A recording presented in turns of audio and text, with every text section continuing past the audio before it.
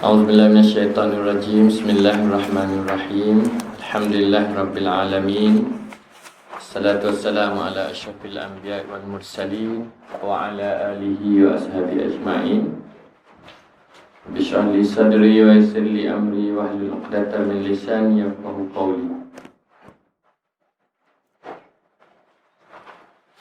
Alhamdulillah. Ashkurullah azza wa jalla alladhi jama'ana fi hadzal yawm al-mubarak. Kepada pengurusi, terima kasih kepada pengurusi Iqbal, pada semua pelajar, Tuan Ruak dan apa Ustaz ini tak ada kelas. Okeylah. Di Malaysia. Umrah. Alhamdulillah. Good. Ustaz Nazrul balik Mansurah. Masya-Allah. Okeylah, pada semua para pelajar yang dikasihi sekalian, ikhwah akhwat, Assalamualaikum warahmatullahi. Alhamdulillah, bersyukur kita kepada Allah Subhanahu Wa Taala kerana pada malam ini kita dapat bersama di Ruak Jawi ini. Dan lama adalah saya tak datang ke Ruak rupanya. Berapa tahun? 3 tahun kot. 3 tahun juga. Saya balik tahun 2016. Jadi inilah. Okey. Dan terima kasih kerana memberi peluang kepada saya lah untuk datang beramah mesra bincang dengan para pelajar. Dan saya telah berikan tajuk berkenaan dengan peranan akidah dan falsafah dalam menghadapi cabaran pemikiran. Dan tajuk itu sesuai lah dengan bidang saya. So insyaAllah. Dan sebenarnya saya cadang kita banyak, kalau boleh kita banyak berdialog, berbincang. Kalau ada persoalan, kita tengok. Saya suka macam itulah. Sebab saya rasa pelajar-pelajar ni sepatutnya dia ni memburu ilmu, mencari ilmu. Talib kan, talibul ilm. Jadi dia mencari ilmu. Dan apabila dia mencari ilmu, dia banyak persoalan, banyak benda yang dia tak tahu juga pelajar ni. Dan kadang dia dengar pandangan-pandangan yang berbeza menyebabkan dia rasa macam pelik, dia rasa macam tak pasti yang mana satu ni. Jadi itu nature seorang pelajar. Sepatutnya minda dia macam tu. Dia dengar pandangan ustaz ni kata macam ni, ustaz ni pula kata macam ni. Jadi dia ada persoalan dalam minda dia. Jadi pelajar ni, bagi pelajar yang sebegini, dia akan berusaha untuk mencari jawapan kepada persoalan yang ada tadi. Jadi kalau dia berikan peluang untuk bercakap, berbincang, dia akan cuba untuk melontarkan persoalan yang ada dalam minda dia supaya dia boleh lihat feedback, respon daripada ustaz ke penceramah tu tentang pandangan penceramah tentang persoalan yang dia ada. Jadi dia dengar, dia pun ambil input tadi. Dia pun tanya soal orang lain lagi, dia akan ambil input. Jadi input-input yang banyak daripada ustaz-ustaz yang dia dengar ni, dia kumpulkan dalam diri dia dan dia proses benda tu. Dia akan semak, dia akan check, dia akan compare dengan ayat Quran. Dia tengok dalil ustaz ni cakap apa, dalil ustaz ni cakap apa, yang mana yang paling kuat dalilnya. Dan apabila yang kuat, yang paling dia rasa tenang, yang itulah dia akan pegang pandangannya. Itulah kaedah dia. Kaedah kita dalam mencari ilmu dan mencari kebenaran. Jadi itu antara kaedah dia. Dan saya percaya pelajar-pelajar yang ada pada hari ini banyak persoalan dalam minda dia. Betul tak? Ya ke? Kau semua dah ada jawapan dah? Alhamdulillah. Itu selesai ya?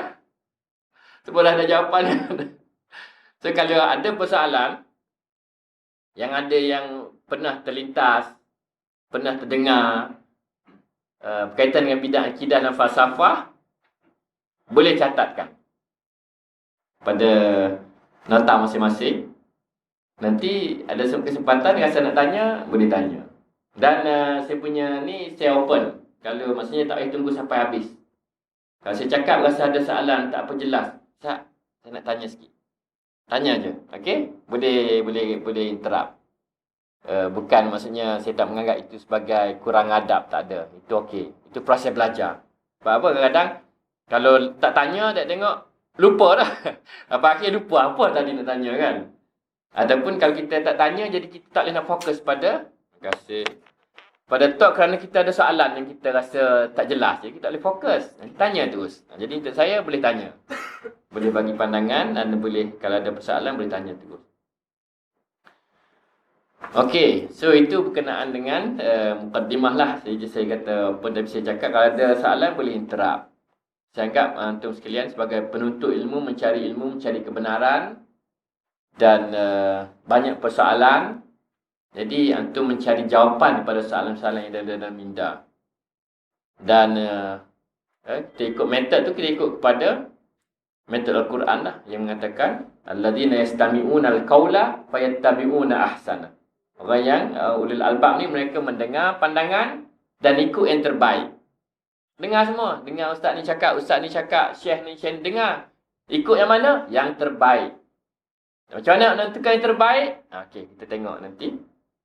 Dari sudut, saya suka untuk share dengan para pelajar berkenaan dengan cara kita nak mengurus isu-isu berkaitan dengan akidah. Macam mana kita nak menentukan yang mana benar, yang mana salah. Okey, itu saya rasa satu teknik yang perlulah pada pelajar, bagi pelajar terutama dalam kita memburu ilmu. Banyak pandangan yang kita dengar bidang akidah, falsafah, tasawuf, macam-macam lagi. Jadi macam mana kita nak uruskan benda ni supaya kita dapat optimumkan faedah daripada ilmu yang kita dapat. Okey, jadi dalam konteks ini saya sebenarnya ada membina lah satu kaedah yang saya namakan sebagai 3 kotak ilmu. Kaedah 3 kotak ilmu. Yang mana 3 kotak ilmu ini pertama berkaitan dengan perkara akidah dan boleh juga digunakan untuk perkara yang lain.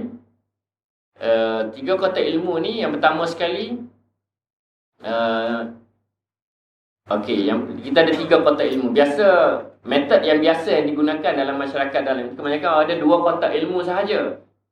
2 kotak ilmu, iaitu ilmu yang benar dan ilmu yang salah. Dia ada 2 kotak.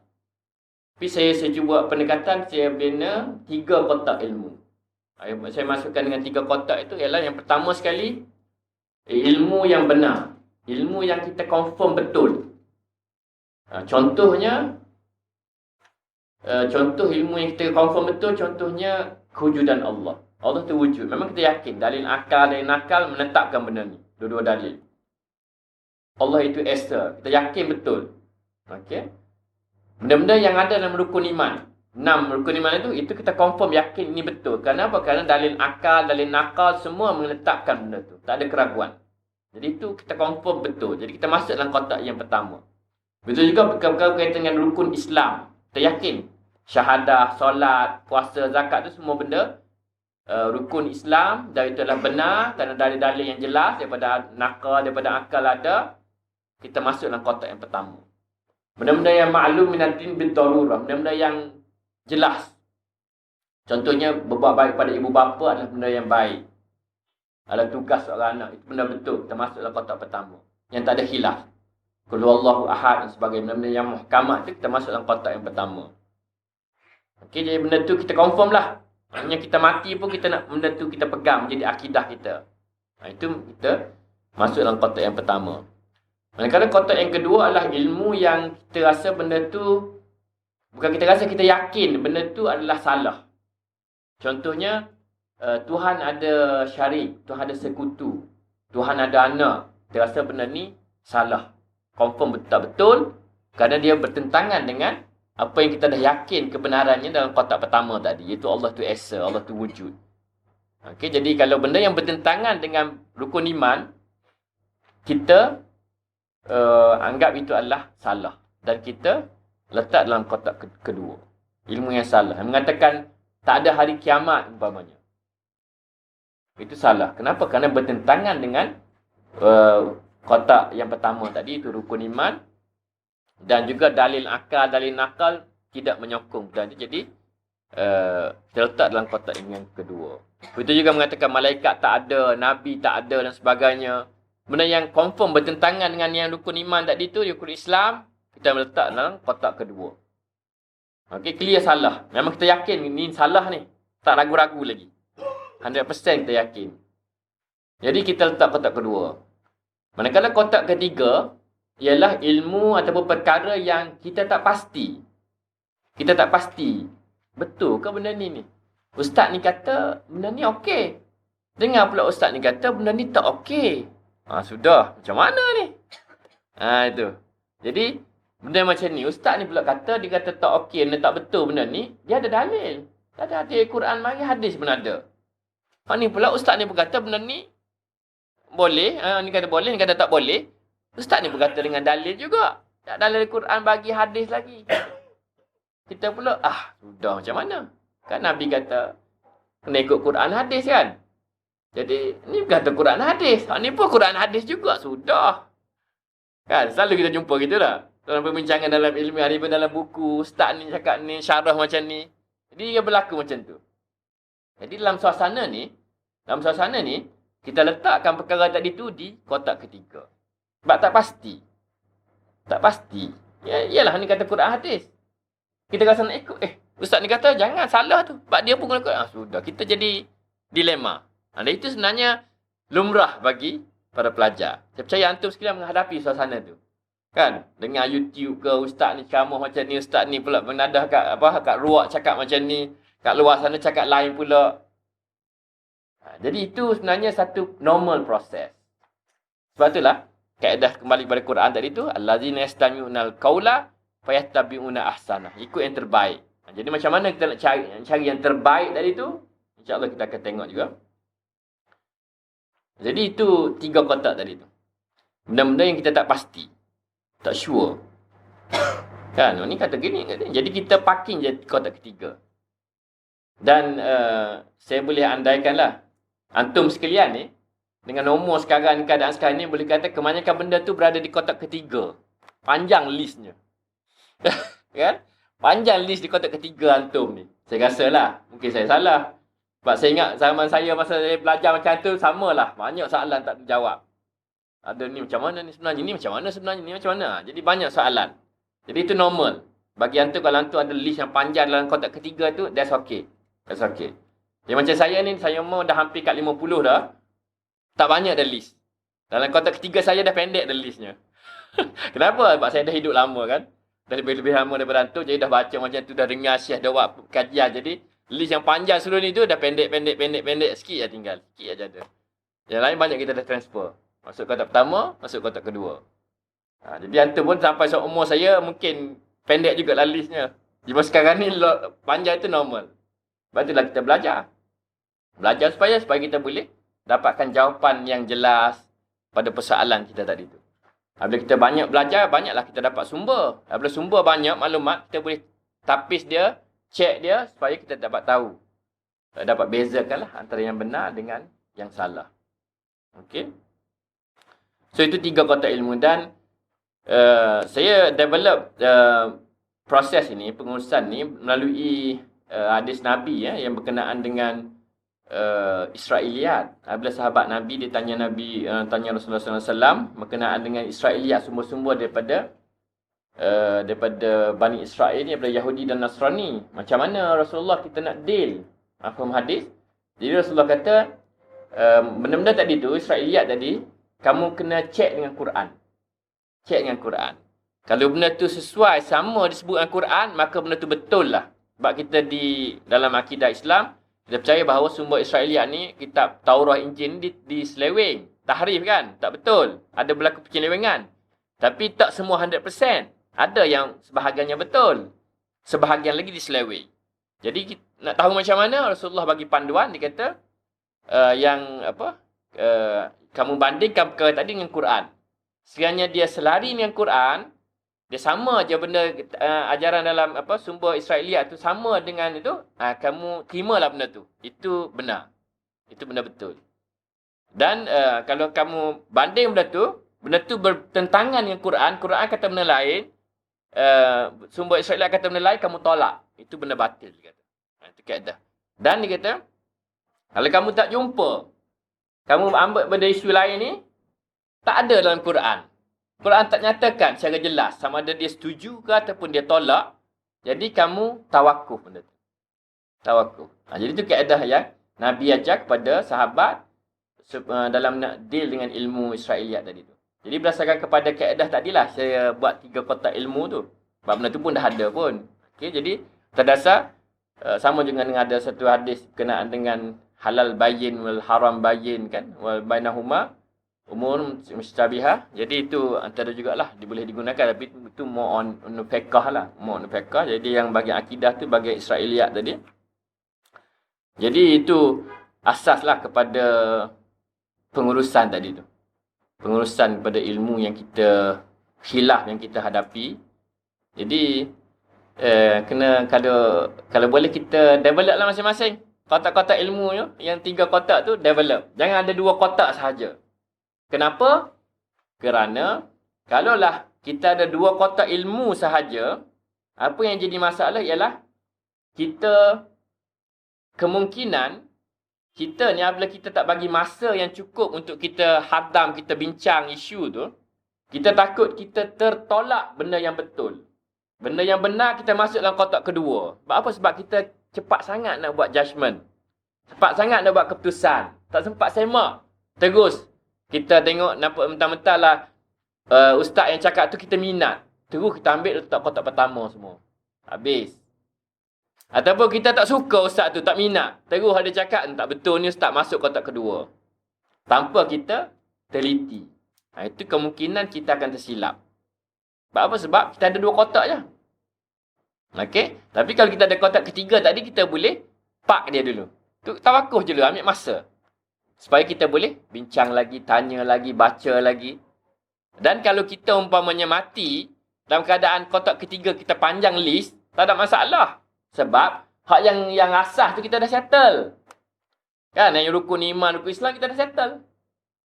Hak ni yang furuk kebanyakannya ni. Benda furuk, benda khilafiyah ni kebanyakan dalam kotak ketiga kita. Tapi kita harap supaya kita minta Tuhan panjangkan umur supaya kita boleh belajar dan kita dapat mencari kebenaran daripada isu yang pelbagai tadi tu. Jadi itu yang dimaksudkan dengan kotak ketiga dalam kita berurusan dengan perkara akidah, even perkara falsafah yang berkaitan lah, tasawuf, apa-apalah berkaitan dengan agama kita. Boleh ke tu? Ada soalan setakat ni? Kayaknya ada? Tak apa jelas ke mana-mana? Kakak ada nak tanya tu. Okeylah. Boleh So, okey.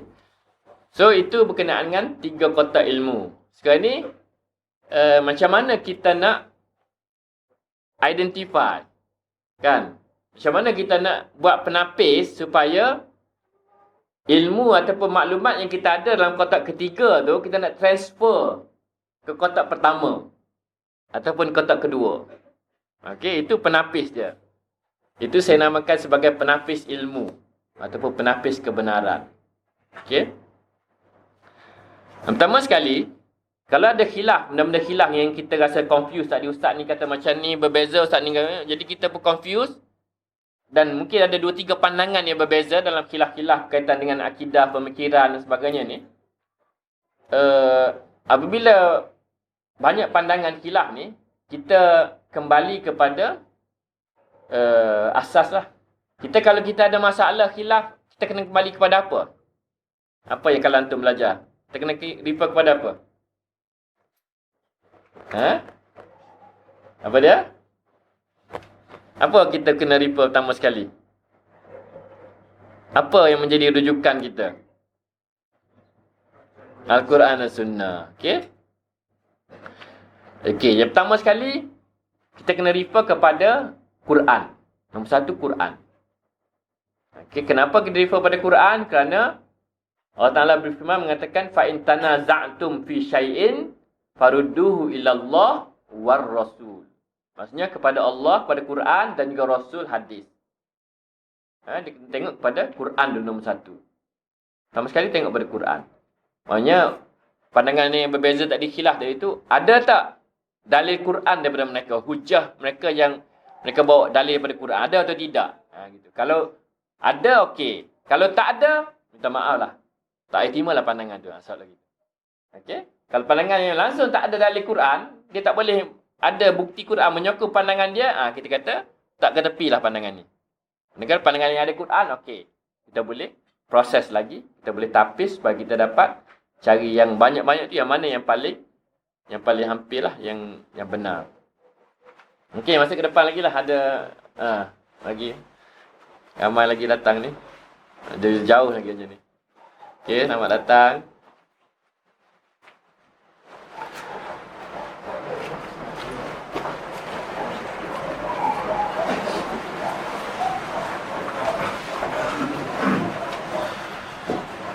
Sana ni luas lagi.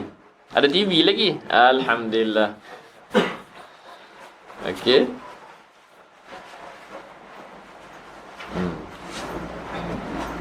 Okey, yang pertama tadi daripada Al-Quran. Ni dia. Okey, yang pertama sekali Al-Quran. Kenapa? Kerana Allah sebut Quran dulu. Jadi kita tengok pandangan tadi yang khilaf tadi tu ada dalam Al-Quran. Kalau dia ada dalam Al-Quran, okey, kita boleh tengok lagi. Kemudian apabila dah ada dalam Al-Quran, sebenarnya Al-Quran ni Quran tu sendiri dia agak unik sikit. Sebab kalau kita belajar Quran, ingat tak apa pembahagian ayat Quran? Ayat Quran dibahagikan kepada berapa bahagian? 3, apa?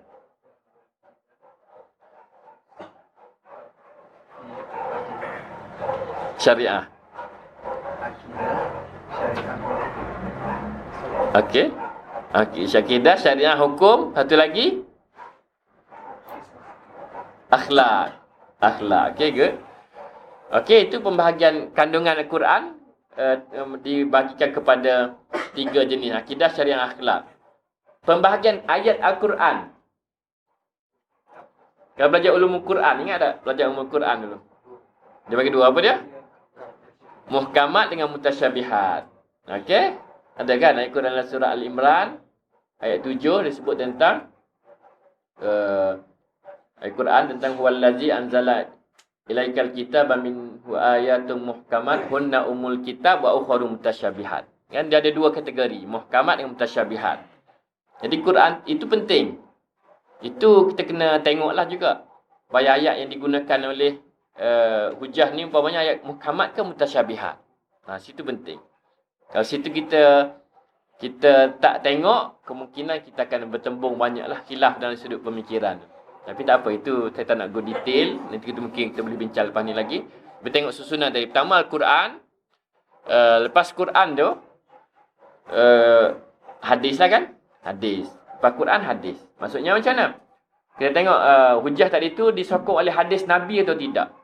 Dia ada Quran, dia ada hadisnya, ada tak? Kalau ni ada hadis, ni ada hadis juga, okey, dua-dua boleh. Kalau yang kedua ni tak ada hadis, Quran saja hadis tak menyokong umpamanya.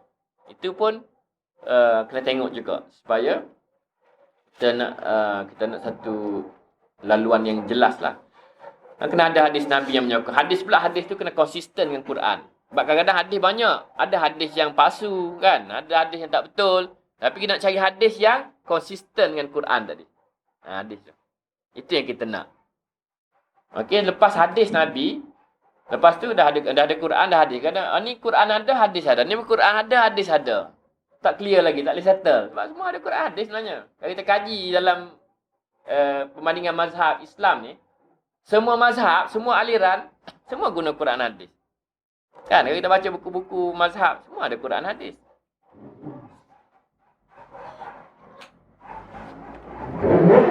Jadinya payah nak settle lagi. Apa? Quran hadis okey. Lepas Quran hadis, kita cari lagi sebab tu sahabat Nabi. Adakah para sahabat menyokong pandangan ni? Kalau pandangan ni umpamanya dia ada hadis, dia ada Quran, dia ada hadis, dia ada sahabat dia. Kalau ni Quran, hadis, sahabat tak ada. Jadi hal ni yang kita utamakan. Soal lagi. Kemudian lepas sahabat tabi'in. Quran, hadis, sahabat, tabi'in. Tengok pula. Jadi yang ada tabi'in, yang ni tak ada. Sama juga dengan ulama. Ulama yang muktabar ni kita tengok. Adakah menyokong? Kalau semua tu ada lagi, tu masalah juga kan. Ni dah ada Quran hadis, ulama pun ada sahabat. Ni pula sama juga. Sudah. Dilema tak selesai lagi. Tak selesai. So, lepas kita dah ada ni lagi, seterusnya, kita kena tengok kepada, tahu apa dia? Kita kena tengok kepada hujah akal. Rationality. Kenapa? Kerana akal itu adalah ciptaan Allah yang diberikan pada semua manusia. Dan Al-Quran pun menyuruh kita menggunakan akal. Afala ta'qilun, afala tatadabbarun. Dan yang lagi menariknya, orang yang tak guna akal tu, dia menjadi ahli neraka. Berat tu. Sebab apa? Sebab surah Al-Mulk kan, firman Allah tentang orang ahli nar, dia kata, qalu law kunna nasma'u aw na'qilu ma kunna fi ashabis sa'ir. Dia buat pengakuan. Dia kata dulu, dia neraka, dia kata, sekiranya kami dengar dulu, kami berakal, kami fikir, nescaya kami tak jadi ahli neraka. Tapi kerana masa dunia dia tak nak dengar dan dia tak nak fikir pun. Tak guna penakal dia. Sekali dia tak tahu bahawa apa yang dia pegang tu sebenarnya benda salah. Dia tengok di akhirat baru dia tahu, dia tengok jadi ahli neraka flas. Kenapa dia tak guna akal? Okey, jadi sebab itulah penggunaan akal tadi tu penting dalam kita menentukan nak mencari kebenaran tadi. Jadi, maksudnya yang Quran ada, hadis ada, sahabat Nabi, tabi'in, ulama, kalau ni pun ada, kalau semua ni pun ada, tengok yang mana yang paling hampir dengan akal, dengan logik. Dua ni. Kau rasa mana logik? Ni logik rasa macam logik ni. Kurang logik rasa. Yang logik tu lah yang kita pilih. Tapi logik yang mana? Yang konsisten dengan Quran dah. Gitu. Bukan saya saja datang logik, tak boleh. Kalau saya saja saya logik ni lah. Itu tak jadi. Itu yang jadi macam pemikiran barat. Dia ikut logik sahaja. Dia tak ikut Quran hadis, tak ada. Logik lah. Itu tak nak. Dalam Islam, ni lah falsafah Islam ke akidah. Logik yang selari dengan Quran hadis semua tu. Barulah kita terima. Okey? Kita kadang kita confuse. Kita dengar orang kata guna akal. Apa ni guna akal ni? Mu'tazilah lah macam-macam. Liberal lah. Kita akan katakan.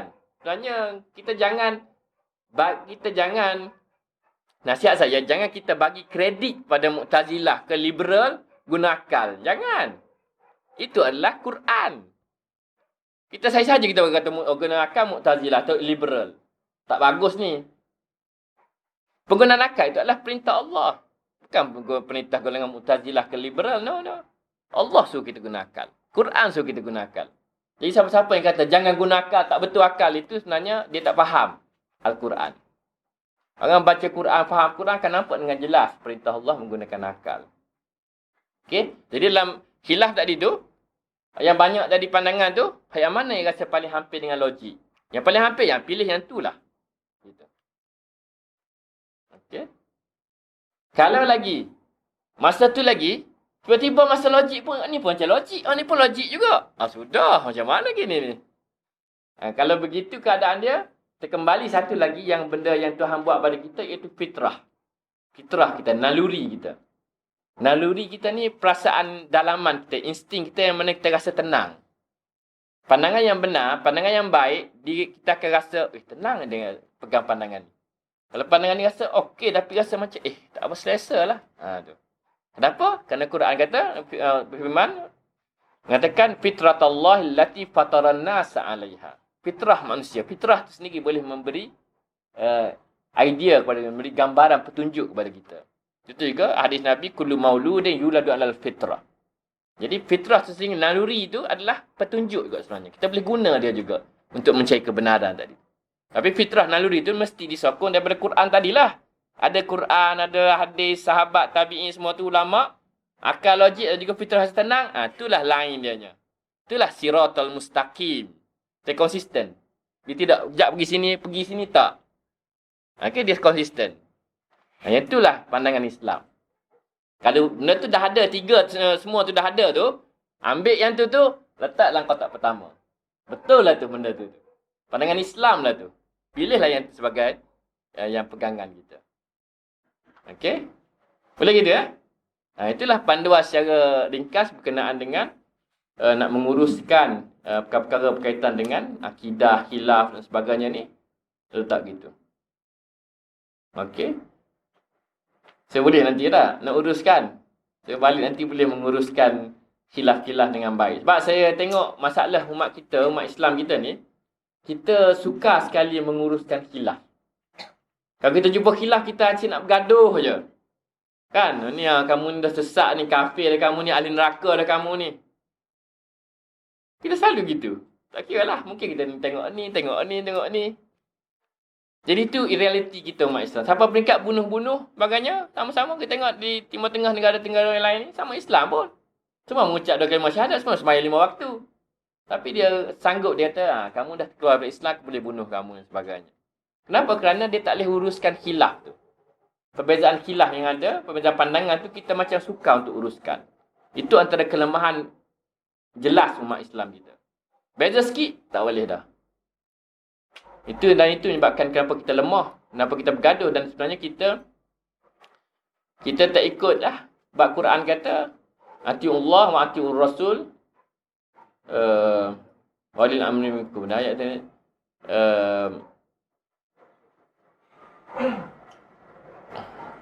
fatafshalu fatashabari hukum. Apa macam ayat tu? Lupa dah. Atiullah wa atiur rasul wala tanaza'u fatafshalu wa tashabari hukum. Pada Allah dan Rasul, dan jangan kamu saling bergaduh, tanaza'u, niza', berdebat ni, kamu akan gagal, kamu akan lemah dan kamu akan hilang kekuatan. Dan sekarang ni umat Islam kita ni hilang kekuatan. Bagi nak bergaduh sama sendiri. Tengok kan? At every level. Daripada sudut pelajarnya, agamawannya, pensyarahnya, pemimpinnya, semua nak bergaduh sama sendiri. Jadi kita tak ada kekuatan langsung. Tengok apa yang berlaku di dunia, tengok kan. Dengan Palestinnya, dengan Rohingya, macam-macam. Alah, umat Islam tu dibunuh, orang tak peduli apa. Di Afghanistan, macam-macam negara, di Syria, Iraq. Banyak pembunuhan umat Islam berlaku secara mudah, tanpa ada rasa takut sikit pun pada umat Islam. Tazhabari hukum, tak ada kekuatan. Itu antara kita punya realiti lah. Jadi harapan saya lah, kalau boleh, antum ni generasi baru, ilmuwan Islam, bahkan jadi ulama dan sebagainya, antum kena bina skill menguruskan khilaf. Sebab tanpa pengurusan yang baik ni, kita akan, macam inilah kedudukan kita. Kita akan saling bergaduh, kita akan lihat orang yang beza pandangan dengan kita tu musuh kita.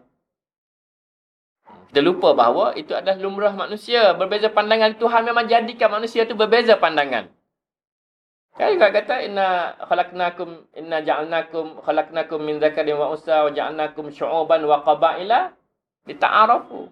Syu'uban wa qabaila tu kenapa berbeza-beza pandangan lah tu. Beza aliran, beza cara berfikir, cara menilai.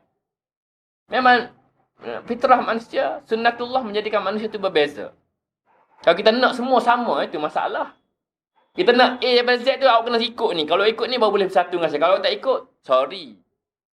Itu kita punya pendekatan. Umat Islam dia gitu. Jadi nak bergaduh lah.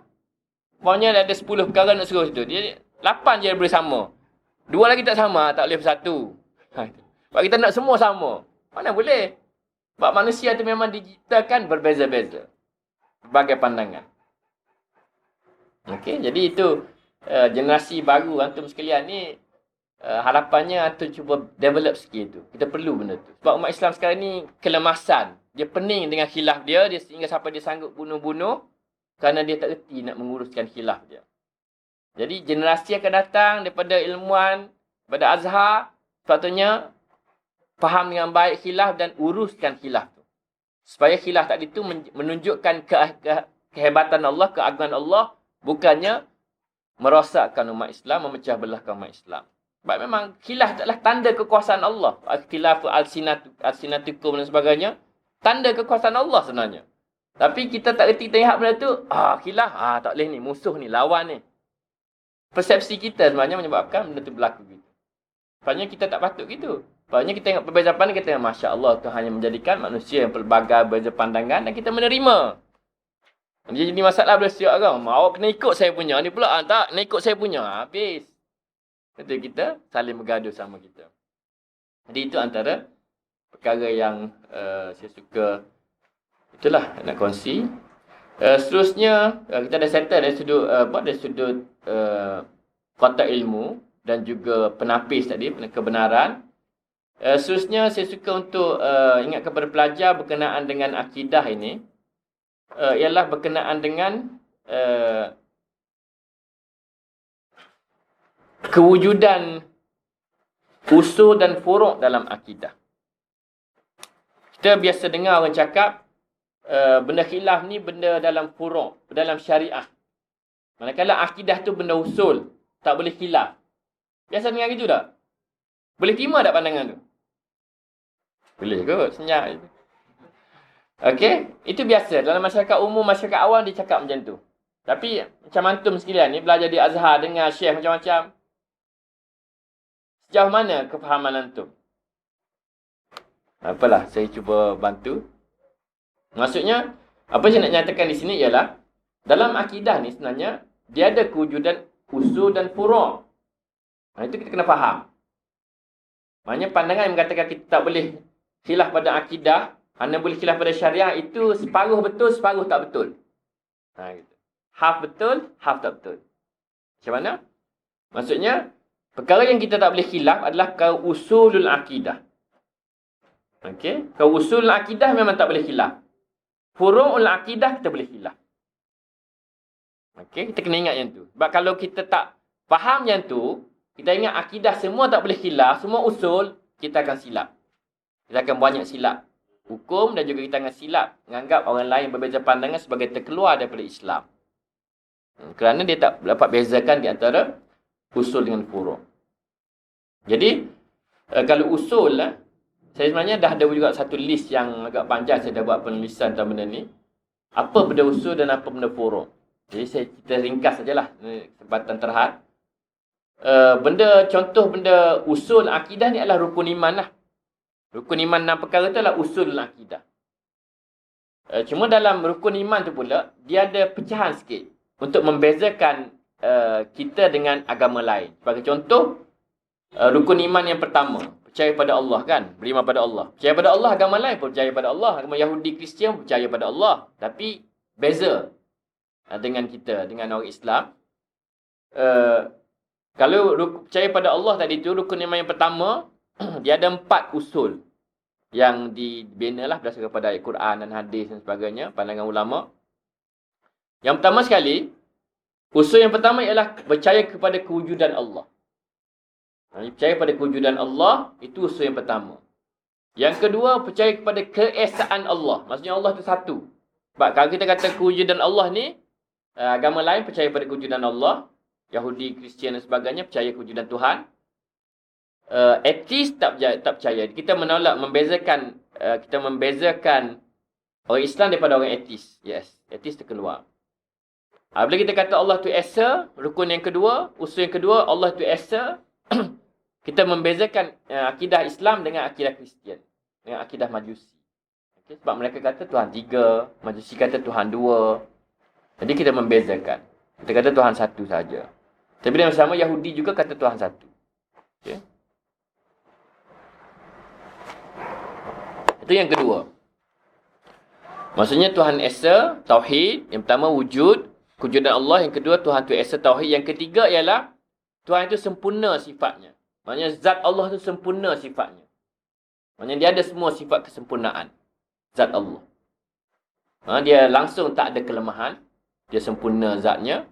Dengan sifat kesempurnaan itu kita kena yakin yang tu. Yang ketiga. Dan yang keempat ialah Allah Ta'ala itu laisa kamitslihi syai'. Tak ada yang sama dengannya. Jadi ini 4 usulul akidah dalam rukun iman yang pertama tadi tu. Sekiranya seorang manusia itu menerima benda ni, dia Muslim, dia mukmin. Tak boleh lah orang kata dia ni kafir ke, tak boleh. Kerana dia menerima asas tadi tu. Itu usul akidah dalam rukun iman tadi tu.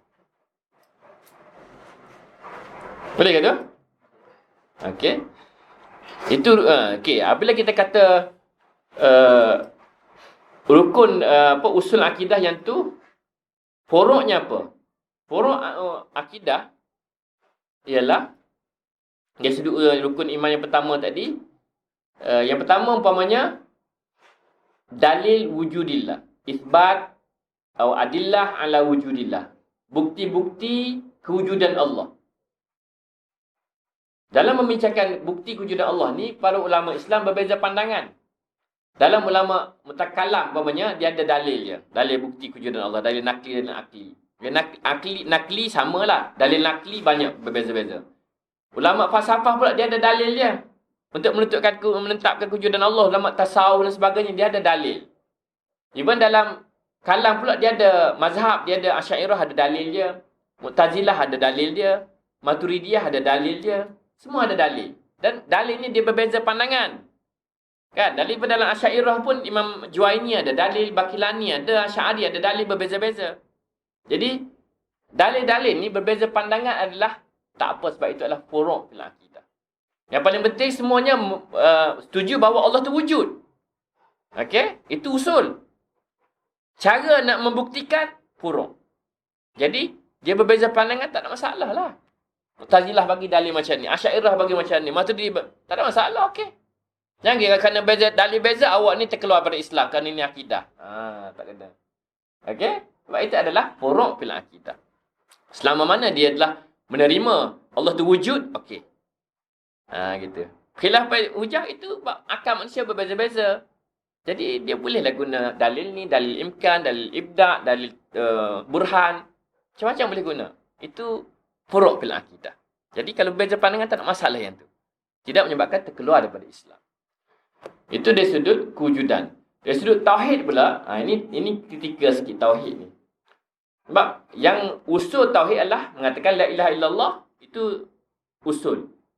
Pembahagian tauhid furu' fil akidah. Yang kata tauhid rububiyah, uluhiyah, asma wa sifat tu furu', bukan usul akidah. Nah, kita belajar masa SPM dulu belajar kan.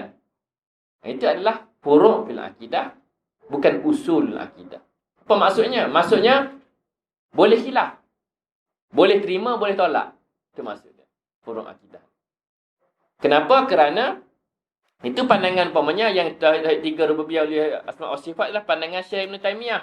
Dia yang develop teori tu. Dalam ulama Asy'ariyah pula dia ada tauhid tiga, tauhid fil zat, fil sifat, fil af'al. Dia ada juga teori dia. Ini pun sama, furu' fil akidah. Maksudnya you boleh terima, you boleh tolak. Even ada ulama lain mengatakan ada 5 pembahagian, ada 7 pembahagian ada. Dan kalau siapa-siapa rajin baca buku-buku tauhid, akan jumpa macam-macam. Jadi itu adalah furu' fil akidah. Tak ada masalah kalau nak beza pandangan di situ. Selama mana you dah terima kul huwallahu ahad. Okey? Itu maksud beza di antara usul dengan furu' fil akidah. Yang jadi masalah dalam masyarakat kita ialah apabila dianggap pembahagian akidah, bahagian tauhid itu adalah usul. Kalau you tak terima tiga-tiga ni, you masalah. You bukan muwahhidin lagi. Mungkin you masih musyrikin lagi. Kerana dia yang musyrikin lah. Kalau musyrikin ni tengok macam mana Rasulullah deal dengan musyrikin di Mekah. Sudah. Kan? Itu yang dia guna gitu, dia kias pula gitu. Masalah selalu lah jadi. Itu antara cabaran. Dan itu antara cabaran besar umat kita, umat Islam sekarang ni. Kerana akidah tauhid yang sepatutnya menjadi asas kesatuan kita digunakan untuk memecah belahkan kita. Itu realiti kita. Tak bergaduh kerana tauhid. Tak. Orang tiga cukup ke tak cukup lagi? Belum. Kamu pula macam mana? Padahal benda tu adalah furu' fil akidah. Maknanya benda tu adalah ijtihad. Apabila benda furu' fil akidah adalah ijtihad ulama. Bukan nas. Daripada Allah, daripada Quran atau Rasul. Tapi ijtihad. Kefahaman ulama terhadap nas yang ada. Jadi itu adalah ijtihad. Ijtihad yahtamilu sidqu wal khata' ataupun sihah wal khata'. Jadi mungkin dia silap. Jadi tak boleh kita asaskan agama kita ni kepada ijtihad, tak boleh. Kita kena asaskan agama pada nas. Barulah kita boleh. Kalau nak asas pada ijtihad tu yang jadi masalah kita. Ijtihad ulama, mana-mana ulama pun dia yahtamilu mungkin betul, mungkin salah. Kita nak jadikan ijtihad sebagai asas yang perlu kita semua kita terima kalau tidak terkeluar Islam. Tak fair pada agama Islam sebenarnya. Zaman Nabi tak ada pun benda tu. Kan Rasulullah tak ada lah bagi ta'al sahabat. Tauhid ada 3. Tak ada lah Rasulullah kata gitu kan. Sebab tauhid 1 cukup lah. Apa tauhid 3-nya? Ya Allah. Kan? Nanti confuse pula. Jadi saya nak bagi tahunya. Itu adalah furu' fil akidah. Bukan usulul akidah. Okey? Jadi itu Itu penting. Sebab kalau kita anggap itu adalah usul akidah, siapa yang menolak seolah dia akidah dia adalah terjejas ataupun terkeluar daripada Islam. Itu yang di sana di sebahagian tempat di negara-negara Timur Tengah kita ni, yang bunuh sama Islam tak dasar tak dia. Bila tengok you tak complete lagi, you masih ziarah kubur macam menyembah kubur, you tak settle tauhid uluhiyah, you masih musyrikin. Settlekan dia. Soal gitu. Jadi itu silapan sebenarnya. Silapan, kejahilan ataupun yalah, dia tidak mendengar pandangan-pandangan yang lain. Jangan dengar satu tu, setiap hari dengar yang tu, dia nampak gitulah. Lepas tu kenapa dalam Islam penting dengar pandangan-pandangan yang berbeza. Kita kena dengar pandangan berbeza, tambah yang pandangan yang kontra dengan pandangan kita ada. Penting. Jangan kita rasa nak nak dengar ulama orang kita suka sahaja. No. Itu tak bagus, tak sihat. Kena dengar pandangan orang yang lain. Orang beza pandang kena dengar. Tengok apa hujah dia. Tengok, oh ni hujah dia. Okay. Tengok hujah kita. Okey tak hujah kita ni? Bila apa nak hujah dia? Kalau dia rasa okey, saya kekal.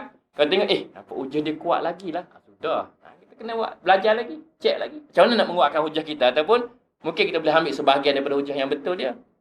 Itu penting. Sebab kalau kita kata, nak hujah kita tak nak dengar yang lain. Takut nanti. Kita takut nanti kita tahu bahawa kita tak kena. Di akhirat baru tahu. Kan? Quran pun sebut mengingatkan kepada kita. Kul a'unabbiukum bil akhsarina a'malan. Alladzina dhalla sa'yuhum fil hayatid dunya wa yahsabuna annahum yuhsinuna sun'a. Quran beritahu kat kita. Yang beritahu macam mana dia kata yang paling rugi sekali, yang paling muflis sekali dia manusia di akhirat ialah orang yang rasa dia betul. Dia rasa dia betul. Dia tengok di akhirat dia tahu, aku tak betul lah, salah baru tahu. Itulah orang paling rugi sekali.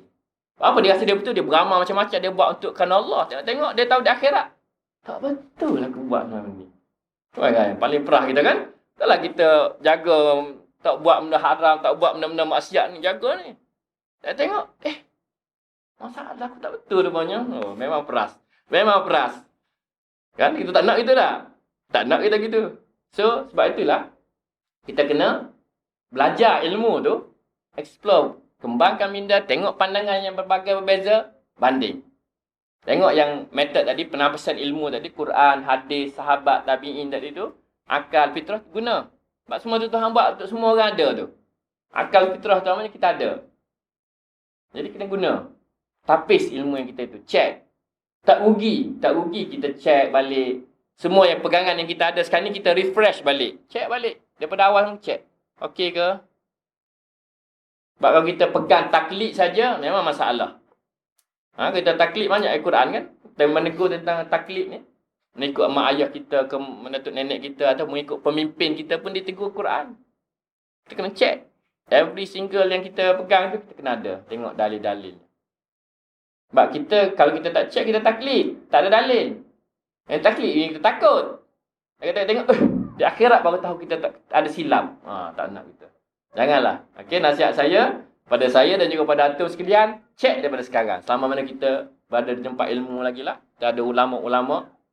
Tanya pandangan. Jangan takut dengan pandangan yang berbeza. Jangan takut. Jangan takut tak nak dengar syekh tu nanti ajaran dia tak betul. Jangan takut. You dengar aja. Dengar, tengok. Sebab dan satu lagi yang saya suka untuk share, ialah pandangan-pandangan ulama kita, mereka ni sebenarnya ikhlas. Mereka nak kebenaran. Dan mereka berusaha menulis. Cumanya, dalam mereka buat benda macam-macam tu, ada tersilap. Okey, ada tersilap. Normal manusia kan? Manusia silap.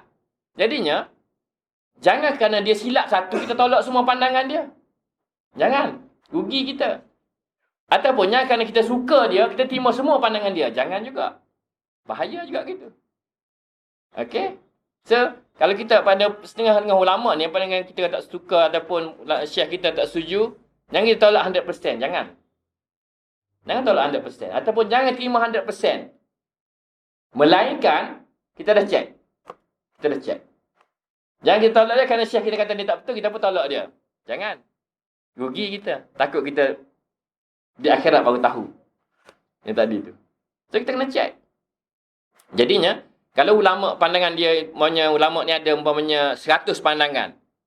Umpamanya kita tengok dia tu 10 pandangan masalah. 90 okey. Kita ambil yang 90 yang masalah je kita tolak. Gitu. Jangan kerana dia ada masalah 10 tu, kita tolak semua yang lain. Tak boleh, rugi kita. Kita kena ambil yang betul. Ulama ni pula umpamanya 90 dia cakap tak betul. Salah. Ikut bila kita semak tak lah. Ataupun pandangan ulama yang lain. 10% betul. Yang betul tu kita kena akui kebenaran dia. Dan kita terima. Itu maksudnya. Kita menilai berdasarkan itu. Dan kita, kalau kita tanya, kenapa kita terima? Kerana pandangan tu sesuai dengan Quran, hadis, semua tadi tu. Sahabat, tabi'in, akal, fitrah tu. Sesuai yang ni. Saya ambil lah. Kalau kita mati di akhirat apa, kita boleh berhujah dengan hujah tadi. Tapi kalau kita terima ataupun tolak, kenapa? Kerana syekh saya kata dia tak betul, saya tak tolak lah dia. Kita tahu boleh guna kada hujah kita di akhirat. Kan? Belum tentu. Belum tentu. Kan? Syekh kata ni tak betul, saya tolak dia. Saya tak ikut dia sebab dia tak betul. Syekh saya kata. Awak nak lawan apa? Syekh saya ni hebat. Kan? Bolehlah kita berhujah sekarang ni, di akhirat tak laku je tu. Tak laku. Okey, sebab itulah kita kena semak, kena check. Sebab itulah penuntut ilmu tu kena siasat berusaha. Cari, tanya ilmu ni. Datang sini, baguslah. Ini satu proses lah ni yang bagus untuk mencari, mendengar dan bertanya. Kan? Tanya. Di situ kita dapat jawapan. Okey. Dan daripada proses bertanya, menyaring ni lah, hantu akan dapat, oh sebenarnya macam ni. Dan apabila tu dapat ni, sini hantu share dengan orang lain yang tak dapat datang, masyarakat di luar sana. Itu kemuliaan tugas penuntut ilmu tu. Dia tafaqahu fiddin waliyunziru qaumahum idza raja'u ilaihi. Allahumma. Itu tugas kita. Tak dapat kita dah pilih yang tu kan. Package ni ada. Satu kita kena faham betul-betul, kena share dengan orang lain. Okey. So yang saya cerita ni boleh faham ke tak ni? Jelas tak? Boleh tak nak share dengan orang lain ni? Ya, itu betul. Okey, insya-Allah. So tadi saya cerita tentang usul dan furu' dalam akidah tu kena ada, kena faham dah tu. Sebab kalau kita tak boleh bezakan, kita akan banyak confused. Okey. Dan bila saya cerita tadi, saya suka nak highlightkan sikit. Bila cerita tentang isu hierarki dalil tadi tu, Quran, hadis sebagainya tu, kita kena ikut susunan. Ada setengah-setengah kita di kalangan kita umat Islam, dia tak ikut susunan. Sepatutnya mula Quran, hadis, terus gitu. Yang jadi masalah bila mulakan dengan hadis dulu. Itu dalam masyarakat yang juga menjadi isu masalah dalam masyarakat kita, yang menimbulkan isu tentang bid'ah umpamanya kan. Dia kata, selalu guna umpamanya kata baca Yasin malam Jumaat ni bid'ah. Kerana tak ada dalil. Hadis Nabi mengatakan atau sahabat buat, tak ada dalam sunnah sitah. Bid'ah lah ni. Bukan sunnah. Kalau bukan sunnah, bid'ah. Kalau bid'ah, dalalah, kudulalah, finnar. Sudah. Kan? Cakap kat kampung gitu dengan baca, tak baca-baca lah. Kata, kalau masuk neraka, tak nak lah saya. Sebab apa? Sebab dia ada 2 kotak je. Kampung kat kita, dia ada 2 kotak je. Dia tak ada dah kotak ketiga. Dia tak betul, tak nak lah. Senang je dia. Jadi kalau kita tengok balik, gunakan metod yang tadi tu, mula dengan Quran, hadis secara susunan tadi, kita boleh selesai banyak benda. Contohnya apa? Contoh yang, saya bagi contoh yang isu bid'ah, orang kata baca Yasin malam Jumaat tu. Dia simple je sebenarnya. Sebab kalau kita mulakan dengan hadis, of course cari tak jumpa hadis. Sunnah sitah tak ada Nabi atau sahabat baca. Tapi, dia sebenarnya kena mulakan dengan Quran dulu. Dia kena mula dengan Quran. Kamu dengan hadis, dia jadi silap. Metodnya gitu. Kenapa? Kerana Quran tadi, Allah sebut, فَإِنْ تَنَازَعْتُمْ فِي شَيْءٍ فَرُدُّهُ إِلَى اللَّهِ وَالرَّسُولِ إِلَى اللَّهِ أَوَّلًا ثُمَّ الرَّسُولِ. Itu kaedah dia. Kawan-kawan kita ni yang mula Rasul awalan. Okey? Itu yang disebab kenapa dia ada masalah sikit. Saya namakan sebagai kesilapan metodologi. Kesilapan metodologi. Metodnya sebab tak pada Quran hadis. Hadis Nabi mengatakan taraktu fikum amraini lan tadillu abadan ba'di kitabullah wa sunnati. Kitabullah awalan, sunnati. Dan yang paling jelas sekali, apabila Sayyidina Mu'az bin Jabal diutuskan oleh Rasulullah SAW ke Yaman, dia test Sayyidina Mu'az. Ditanya oleh Sayyidina Mu'az, kiranya kamu orang tanya tentang hukum, tentang agama, macam mana kamu buat? Aku akan refer kepada kitab Allah. Aku tengok Quran dulu. Kalau ada, akan buka. Kalau tak ada, aku akan tengok hadis. Lepas tu kalau tak ada hadis, baru aku berijtihad. Jadi itu flow dia nya. Itu flow Islam. Flow Rasulullah, Quran suruh Rasulullah suruh sahabat buat, itu flow dia. Quran, hadis, baru ni. Tapi bila kawan-kawan kita mula dengan hadis dulu, itu jadi kacau tu. Kan? Dia simple sebenarnya. Hanya masalah isu yang dalam masyarakat yang itu kerana silap metodologi. Jadinya kalau isu contoh baca Quran ni, baca Jumaat ni, baca Yasin, kalau tengok Quran, apa dalilnya? Dalilnya. Apa dalil baca Quran? Allah suruh kita baca Quran, ada tak? Ingat tak Quran? Apa? Tak datang sekarang ni tak apalah. Saya bantu. Okey. Quran, ayat Quran Allah firman mengatakan faqra'u ma tayassara minal Quran. Baca apa yang mudah bagi kamu daripada Quran. Apa ada? Allah dah bagi lesen besar dekat kita. Baca apa yang mudah. Tiba-tiba kita nak baca mudah, kata, ini masuk neraka. Sudah, macam mana gini? Baca telah dah bagi. Baca apa yang kamu mudah, kamu selesa. Nak baca malam Jumaat, Sabtu, bacalah. Surah mana daripada awal saya bacalah. Itu Tuhan bagi. Itu Tuhan suruh kita macam tu. Kalau kita mula dengan Quran, banyak benda settle. So, kenapa nak baca Yasin malam Jumaat? Kerana faqra'u ma tayassara minal Quran. Itulah dalilnya. Bukan ni benda ni adat orang Melayu lah, benda-benda. Itu tak ada asal. Itu adalah perintah Allah. Mentaati perintah Allah. Kan? Dalil jelas. Faqra'u ma tayassara minal Quran. Faqra'u, jamak lagi tu. Ramai-ramai baca. Kemudian ayat Quran lain, warattilil Qur'ana tartila dan sebagainya. Jadi banyak ayat Quran yang itu menyuruh manusia baca Quran. Mana-mana surah, bila masa, baca. Dan selalu ditanya, kenapa malam Jumaat? Kan? Kenapa malam Jumaat? Kerana kita dalam akidah Islam juga, kita percaya hari kiamat berlaku hari Jumaat. Okay, jadi malam tu kalau kita baca Quran untuk menambah amalan kita, that's good lah. At least preparation kita mati kalau berlaku kiamat, kita dah tambah amalan. Itu je. Lepas tu dia berlaku ibadat tu di malam Jumaat tu dibanyakkan ibadat.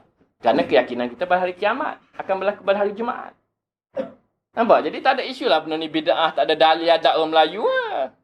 Itu semua benda tak sampai. Dia tak faham apa yang ada dalam Quran tadi. Quran kata faqra'u ma tayassara minal Quran. Nak cari ayat apa lagi? Maknanya Tuhan bagi kemudahannya kepada manusia. Apa yang kamu mudah? Mana nak jumpa? Maknanya baca je ayat kamu nak yang mana, yang kamu selesa. Dia nak baca Yasin surat nak masuk neraka. Aduh. Salah gitu tu. Kau bayangkan jauhnya gap kita punya misunderstanding dalam Islam tu. Kerana silap method sikit habis seolah. Buat benda nak ikut perintah Allah pun masuk neraka. Nampak tak? Tapi yalah. Itu berlaku dalam masyarakat kita. Jadi antum sekalian lah. Orang yang patut berperanan nak membimbing masyarakat benda-benda gini. Supaya masyarakat kita tadi tu boleh melihat kebenaran dan sebagainya. Boleh banding lagi lah benda lain lagi. Tahlil ke benda-benda lain tu. Mulakan dengan Quran. Jangan mulakan dengan hadis. Lepas Quran, barulah hadis. Kalau Quran dah settle lah. Masalah gitu. Okay. Yang jadi masalah tu apabila mula dengan hadis. Saya namakan sebagai kesilapan metodologi. Dia silap metod je. Kalau dia silap metod, result dia akan lain. Kalau silap metod betul, result insyaAllah akan betul. Boleh ya? Boleh. Kalau ada apa-apa nak tanya ke? Nak ada ataupun persoalan ke ataupun tak clear, boleh. Silakan. Boleh ya? Alhamdulillah. Okey. So itu antara perkara yang kita patut beri perhatian dah supaya kita faham dengan baik berkenaan dengan apa yang ada dalam akidah Islam tu supaya kita tidak tadilah enggak akidah tadilah bagaimana disebut akidah Islam tauhid tu sepatutnya menyatukan kita, tapi apa yang berlaku memecah belahkan umat Islam. Itu kerugian besar lah sebenarnya kepada umat Islam kita. Okey, so kita harap pelajar kita, saya percaya pelajar kita di Azhar ni dia quite clear kot bab ni. Bab Azhar ni kita ada manhaj yang agak unik. Kenapa antara keunikan Azhar ni? Sebab dia open. Kelebihan Azhar ni dengar pandangan yang pelbagai. Dengar pandangan ni, ulama' ni. Dia raikan belaka. Itu kelebihan Azhar. Setengah-setengah tempat, dia tak nak dia dengan satu ni je. Nampak? Dia ajar satu lain ni lah. Okey, sesat. Luar daripada ni, tak betul belaka. Azhar tak, dia dengar ni, dia terima ni, kaji ni. Jadi kita boleh balance di antara banyak pandangan tu. Itu kelebihan manhaj Azhar lah. Beza dengan tempat-tempat lain yang fokus pada manhaj tertentu sahaja. Okey. Jadi itu berkenaan dengan akidah. Mungkin sempat ada masa lagi tak untuk sentuh dengan falsafah ni? Masya-Allah. Banyak sangat ini. Boleh Sehingga bila pukul masa ni? Sampai pukul apa? 9. InsyaAllah ada lagi lah. Okey. So satu lagi saya nak kaitkan dengan akidah falsafah ini ialah berkenaan dengan isu realiti kita umat Islam. Sekarang ni kita, kalau saya tanyalah, nak tak kesatuan umat Islam? Nak tak? Nak Ada siapa yang tak nak? Semua nak kan? Umat Islam yang bersatu kuat nak kan? Cumanya, bentuk kesatuan macam mana yang anda kehendaki? Apa asas kesatuan tadi? Itu soalan yang agak payah dah nak dijawab tu. Ataupun jawapannya akan berbeza-beza. Realiti kita umat Islam sekarang ni ialah kita tidak ada asas kesatuan. Kita tak boleh nak bersatu. Kerana kita tak ada asas. Kenapa saya kata tak ada asas? Sebenarnya kita ada asas tapi kita ignore, kita lupa asas tu. Saya cerita kenapa kita tak ada asas. Saya kata tak ada asas kerana kita dalam umat Islam ni, kita zaman Nabi tu kita ada satu agama.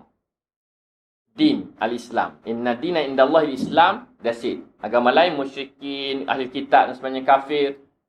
Satu Islam. Masa tu tak ada mazhab. Okey, zaman Nabi tak ada mazhab. Semua agama sahaja.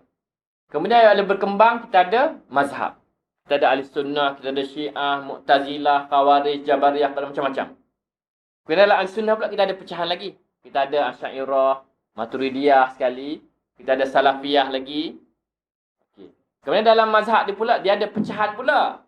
Dalam mazhab Asy'ariyah umpamanya, dalam ini dia ada negara masing-masing pula. Ada Malaysia, Indonesia, kan, Saudi, macam-macam lagi lah. Itu Saudi dia Salafiyah lah. Salafiyah umpamanya. Asy'ariyah ni Malaysia, Indonesia, mungkin Thailand, Brunei. Kemudian dalam negara pula dia ada parti. Yes. Dia ada PAS, Amanah, PKR. Kan? Dalam parti pula ada aliran-aliran lagi. Dia pun kecil. Dan yang menariknya apa? Setiap kumpulan yang anggap kumpulan dia lah yang betul. Tahu tak? Orang Islam lain apa? Islam dah, ahli sunnah wal jamaah dah, Asy'ariyah dah, tapi belum tentu lagi ni Islam dan ni. Gitu. Tahu tak? Masyarakat kita gitu. Walaupun dah sama Islam Asy'ariyah sana, tapi kita meragu ni Islam tak betul, mana ni munafik ni.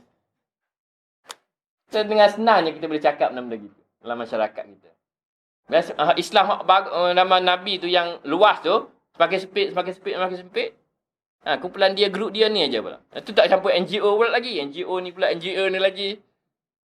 Itulah realiti umat Islam kita. Jadi masing-masing berjuangnya untuk kumpulan masing-masing.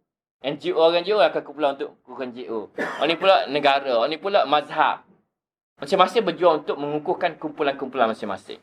Dan dalam masa yang sama, apa yang berlaku ialah mereka lupa kepada perjuangan umat Islam. Mereka lupa.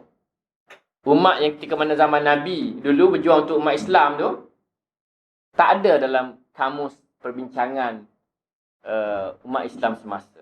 Kalau ada pun sangat jarang.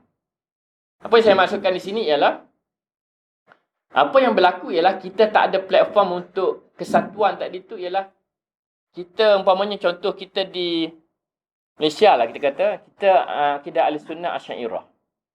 Kita akan kata Asy'ariyah. Jadi kita tengok kawan-kawan yang ahli sunnah juga, Salafi ni lain macam lah. Nampak tak? Kita tengok mereka ni macam lain macam lah. Kita tengok mereka ni macam tak betul lah. Jadi kita akan, kesatuannya Asy'ariyah. Yang sendirinya kawan-kawan yang Salafi tu, dia rasa terpinggir lah. Sebab mereka nak bersatu Asy'ariyah. Dan ni Salafi. Jadi dia tengok, tak boleh nak bersatu lah. Sebab dia ada pandangan dia. Jadi kesatuan kita atas dasar Asy'ariyah tu sebenarnya kita okey, tapi kita mengabaikan kumpulan-kumpulan yang lain kat luar sana. Nampak? Zaman Rasulullah dulu, kesatuan atas dasar agama. Zaman sekarang ni, kesatuan atas dasar mazhab dia kecil sikit. Kalau parti lagi kecil, aliran lagi kecil, gitu. Itulah kita jadi lemah umat Islam. Kerana asas ketuan kita kecil aja. Kalau saya punya pembentangan, saya ada slide, saya buat bulatan. Setiap mazhab tu dia ada bulatan. Islam satu bulatan yang besar. Dalam tu ada mazhab Al-Sunnah, Syiah, Khawarij, Mu'tazilah, sebagainya ni. Dalam mazhab pula ada bulatan kecil pula. Ada Maturidiyah dan ni. Kemudian dalam tu ada aliran. Dia jadi macam bulatan yang kecil. Dan apabila saya tengok, saya buat, saya tengok, inilah sama dengan macam hadis Nabi yang saya faham. Hadis Nabi kata tentang perbualan Nabi dengan sahabat. Dia kata, kamu di akhir zaman nanti, kamu akan jadi sangat lemah. Kamu banyak, bilangan kamu banyak, tapi kamu macam buih di lautan. Lemah. Tak ada orang tolak. Saya boleh tengok banyak bulatan tu macam buih. Macam buih kan? Bulat-bulat kan? Seolah gitulah kita sekarang. Masing-masing dengan bulatan kecil tu. Banyak ramai. Umat Islam tapi kecil-kecil je. Dia tak ada dalam satu bulatan besar yang strong macam zaman Nabi, dia tak buat gitu. Sebab masing-masing menganggap bulatan dia lah je yang Islam yang baik. Yang lain tak dah. Itulah realiti kita. Dan masing-masing berjuang untuk dia punya bulatan kecil tu, mengabaikan bulatan besar umat Islam tu, dia abaikan. Jadi itu realiti kita. Jadi kita ahli sunnah, kita kata, kita nak bersatu ahli sunnah. Maka kita dah mengabaikan Syiah umpamanya, Ibadiyah umpamanya yang ada. Mazhab-mazhab lain kita dah tak payah bersatu dah mana. Kita aja bersatu. Dan segi persatuan yang maksudnya besar macam ni jadi separuh dah. Kenapa? Ada pula ahli sunnah pula kita nak Asy'ariyah saja. Hal besar ni lah jadi separuh aja. Gitu. Semakin kecil. Jadi apabila kita kecil kesatuan kita okey tapi lemah. Macam lidi lah, lidi yang satu kan dengan lidi yang macam penyapu tu tak payah nak patahkan. Kalau satu orang patahkan dengan mudah. Itu yang berlaku pada kita sekarang ni. Kita fokus pada kecil-kecil ni. Kita nak bersatu ya. Kita bersatu dengan ruak jawi ya. Orang lain tak payah peduli. Maksudnya. Jadi ruak jawi kuatlah ruak jawi tapi kecil aja. Macam mana kita nak menghadapi musuh-musuh yang luar sana tu? Agama-agama lain yang begitu besar mereka boleh bersatu. Dengan pelbagai tu dia bersatu. Zionis banyak bersatu. Yahudi Kristian dah boleh bergabung. Pemimpin mereka dia kawal semua. Kita Islam dah bergaduh. Kita akan kalah. Kita akan kalah. Lemah. Jadi itu realiti kita. Untuk antum semua fikirlah. Balik nanti boleh tengok fikir balik. Sebab antum lah harapan umat Islamnya. Jadi kalau antum ada cek berfikir yang baik, yang betul, insyaAllah kita boleh mengubah masa depan. Kalau tidak dengan cara yang sekarang ni status quo, kita akan berterusan macam ni. Saling balas sama sendiri. Tuduh-menuduh. Zon banyak sangat. Pada Al-Quran sebut, Iyakum wa zon, fa'innahu akzabul hadis. Fa'inna kathir minaz zon ismun. Macam-macam. Hadis Nabi Quran sebut. Tapi kita banyak zon. Zon sana, zon sesama Islam, zon. Zon banyak sangat. Padahal Nabi, Allah dan Rasulullah bagi peringatan daripada kita. Jadi itu realiti kita. Jadi kita kena banyak muhasabah sebenarnya. Muhasabah cek balik. Adakah kita buat ni selari dengan Quran, dengan hadis. Okey, itu penting. Jadi itulah. Saya punya concern. Saya cuba nak share dengan para pelajar. Supaya fikir, tengok balik, muhasabah. Dan banyak-banyak lagi tapi masa terhad dan sebagainya. Jadi itulah. Sebab saya untuk makluman pelajar, saya sekarang ni sedang menulis satu buku lah. Dalam proses, dah ada draft. Pengurusan, saya tulis tentang fiqhul ummah. Macam mana kita nak menguruskan umat Islam ni, fiqh khilaf yang ada. Sebab orang tak, saya sebab Google saya cari pun, orang tak peduli sangat about umat Islam ni. Fiqhul ummah ni orang tak ada tengok. Saya tengok Syekh Ali Jumaah pernah ada tulis satu artikel pendek dalam akhbar, dia tulis. Yang lain tak jumpa sangat bincang tentang umat Islam. Sebab orang bincang tentang kumpulan dia, mazhab dia, aliran dia, parti dia, NGO dia, ya ramai. Tapi kalau umat Islam bagi satu umat, orang tak bincang. Padahalnya, untuk makluman baru pelajar, perkataan ummah itu disebut dalam Quran 47 kali. 47 kali disebut ummah. Manakala perkataan ummatan wahidah disebut 9 kali dalam Quran. Boleh Google, boleh cek lepas ni. Disebut perkataan Quran tu umat wahidah tu 9 kali disebut. Maknanya banyak kali diulang. Tapi dalam perbincangan ulama Islam seolah almost zero. Almost zero. Maksud saya macam mana? Yang bincang tentang umat, ada bincang tentang umat tapi umat kumpulan dia aja. Tengok umat Islam ni pengikut parti dia, umat Islam, pengikut mazhab dia, pengikut aliran dia. Dia lupa bahawa umat Islam tu adalah pengikut agama Islam. yang mengatakan la ilaha illallah Muhammadur Rasulullah. Itulah umat Islam yang percaya pada rukun iman dan menunaikan mengamalkan rukun Islam. Itu umat Islam. La ilaha illallah Muhammadur Rasulullah.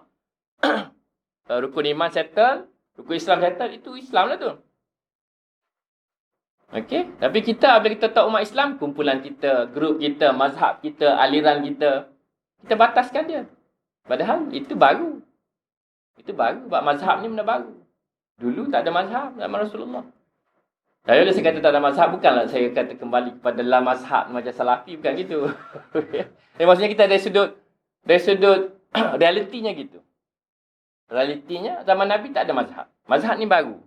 Perkembangan politik dan sebagainya, dia ada mazhab dan sebagainya. Bagi saya tak ada masalah kita ikut mazhab, tak nak kita ikut mazhab, saya ikut mazhab. Cumanya jangan kerana kita ikut mazhab, kita lupa umat. Tu tak nak gitu. Kan ni setiap orang ikut dia punya parti, dia berjuang untuk parti, berjuang untuk NGO, berjuang untuk mazhab, lupa untuk berjuang untuk umat Islam keseluruhannya. Itu yang berlaku sekarang ni. Okey, itu realiti kita. Sebab apa? Sebab Nabi berjuang untuk umat. Banyak hadis Nabi cerita tentang dia macam mana dia sayang kepada umat Islam. Umat itu adalah pengikut ajaran Islam. Bukan yang pengikut mazhab tertentu sahaja. Itu satu lagi yang kita perlu faham. Beza di antara agama dengan mazhab.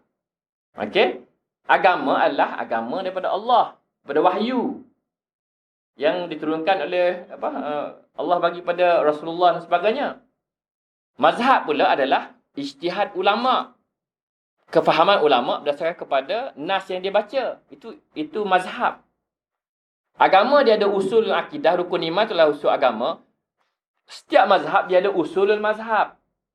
Asy'ariyah ada mazhab usul, Maturidi ada, Salafi ada, Mu'tazilah ada, Syiah ada, Khawarij ada, semua ada usulul mazhab.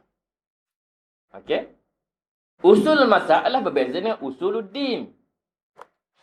Yang jadi masalah bila kita anggap usul mazhab adalah usuluddin. Seolah kalau awak tolak usul mazhab ni, awak keluar daripada agama. Tak kena. Sebab agama satu bulatan besar, mazhab adalah bulatan-bulatan kecil dalam agama. Yang jadi kadang-kadang confuse dalam masyarakat, seolah dia lihat mazhab itulah agama. Keluar daripada mazhab, keluar daripada Islam. Itu berlaku dalam masyarakat. Silap faham lah tu. Sama kalau orang yang bagi ceramah pula, dia pula tak faham, dia duduk cerita, orang pula ikut sebab dia popular, habis. Itu dalam dia apa? Kata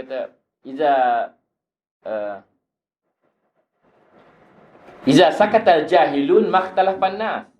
Bila orang jahil itu senyap, manusia tak akan hilaf. Masalahnya orang jahil nak cakap banyak. Nak cakap, dia tak tahu pun, belajar pun tak ke mana. Nak cakap masuk YouTube sana, YouTube sini, cakap sana, habis pening macam itu. Istilah mana itu. Okey, so kena hati-hati jugalah. Okey, itu berkenaan dengan agama dan mazhab. Sebab agama ni sumber dia nas yang qat'i. Qul huwallahu ahad sebagainya, dan jelas wahyu, tak ada salah. Mazhab sumber ni adalah ijtihad ulama terhadap nas. Gitu. Dia beza dua tu. Dia beza dua tu. Nas dia clear. Ijtihad ni pandangan. Oh, saya faham macam ni. Ulama ni faham macam ni. Ulama ni faham macam ni. Itu jadi mazhab. Asalnya pandangan dia aja, kemudian agama ikut jadi mazhab. Gitu.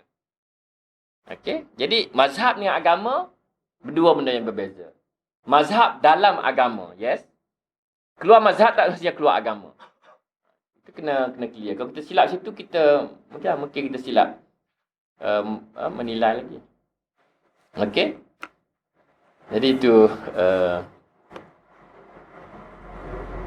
saya ringkaslah. Ada okey ke clear ke tu? Boleh terima ke tak tu? InsyaAllah. Boleh tak nak share dengan orang lain? Boleh Alhamdulillah. Okey, ada masa lagi 15 minit lebih kurang. Ada soalan silakan. Ya, silakan. Saya tengok beberapa diskusi ataupun persyarat yang dihadiri oleh dua orang ustaz yang beraliran yang berbeza. Jadi banyaklah perbincangan dia. Cuma saya terhenti pada satu perbahasan dia bincang tentang makanul Adam. Makan? Al-Adam. Al-Adam. Adam yang bicarakan tentang tempat lah kata Allah. Kerana dihadiri oleh dua aliran berbeza antara Asy'ariyah dan Salafi. Jadi saya terhenti pada perbahasan tu dan saya cuba jugalah search untuk perbahasan makanan haram ni. Jadi agak pening lah, agak ignore dan respon. Okey. Dia al-adam, makan al-adam ni mungkin berkaitan dengan arash ke? Arash, okey. Ya, ada pembincangan dalam ilmu akidah tentang arash ni. Dia okey.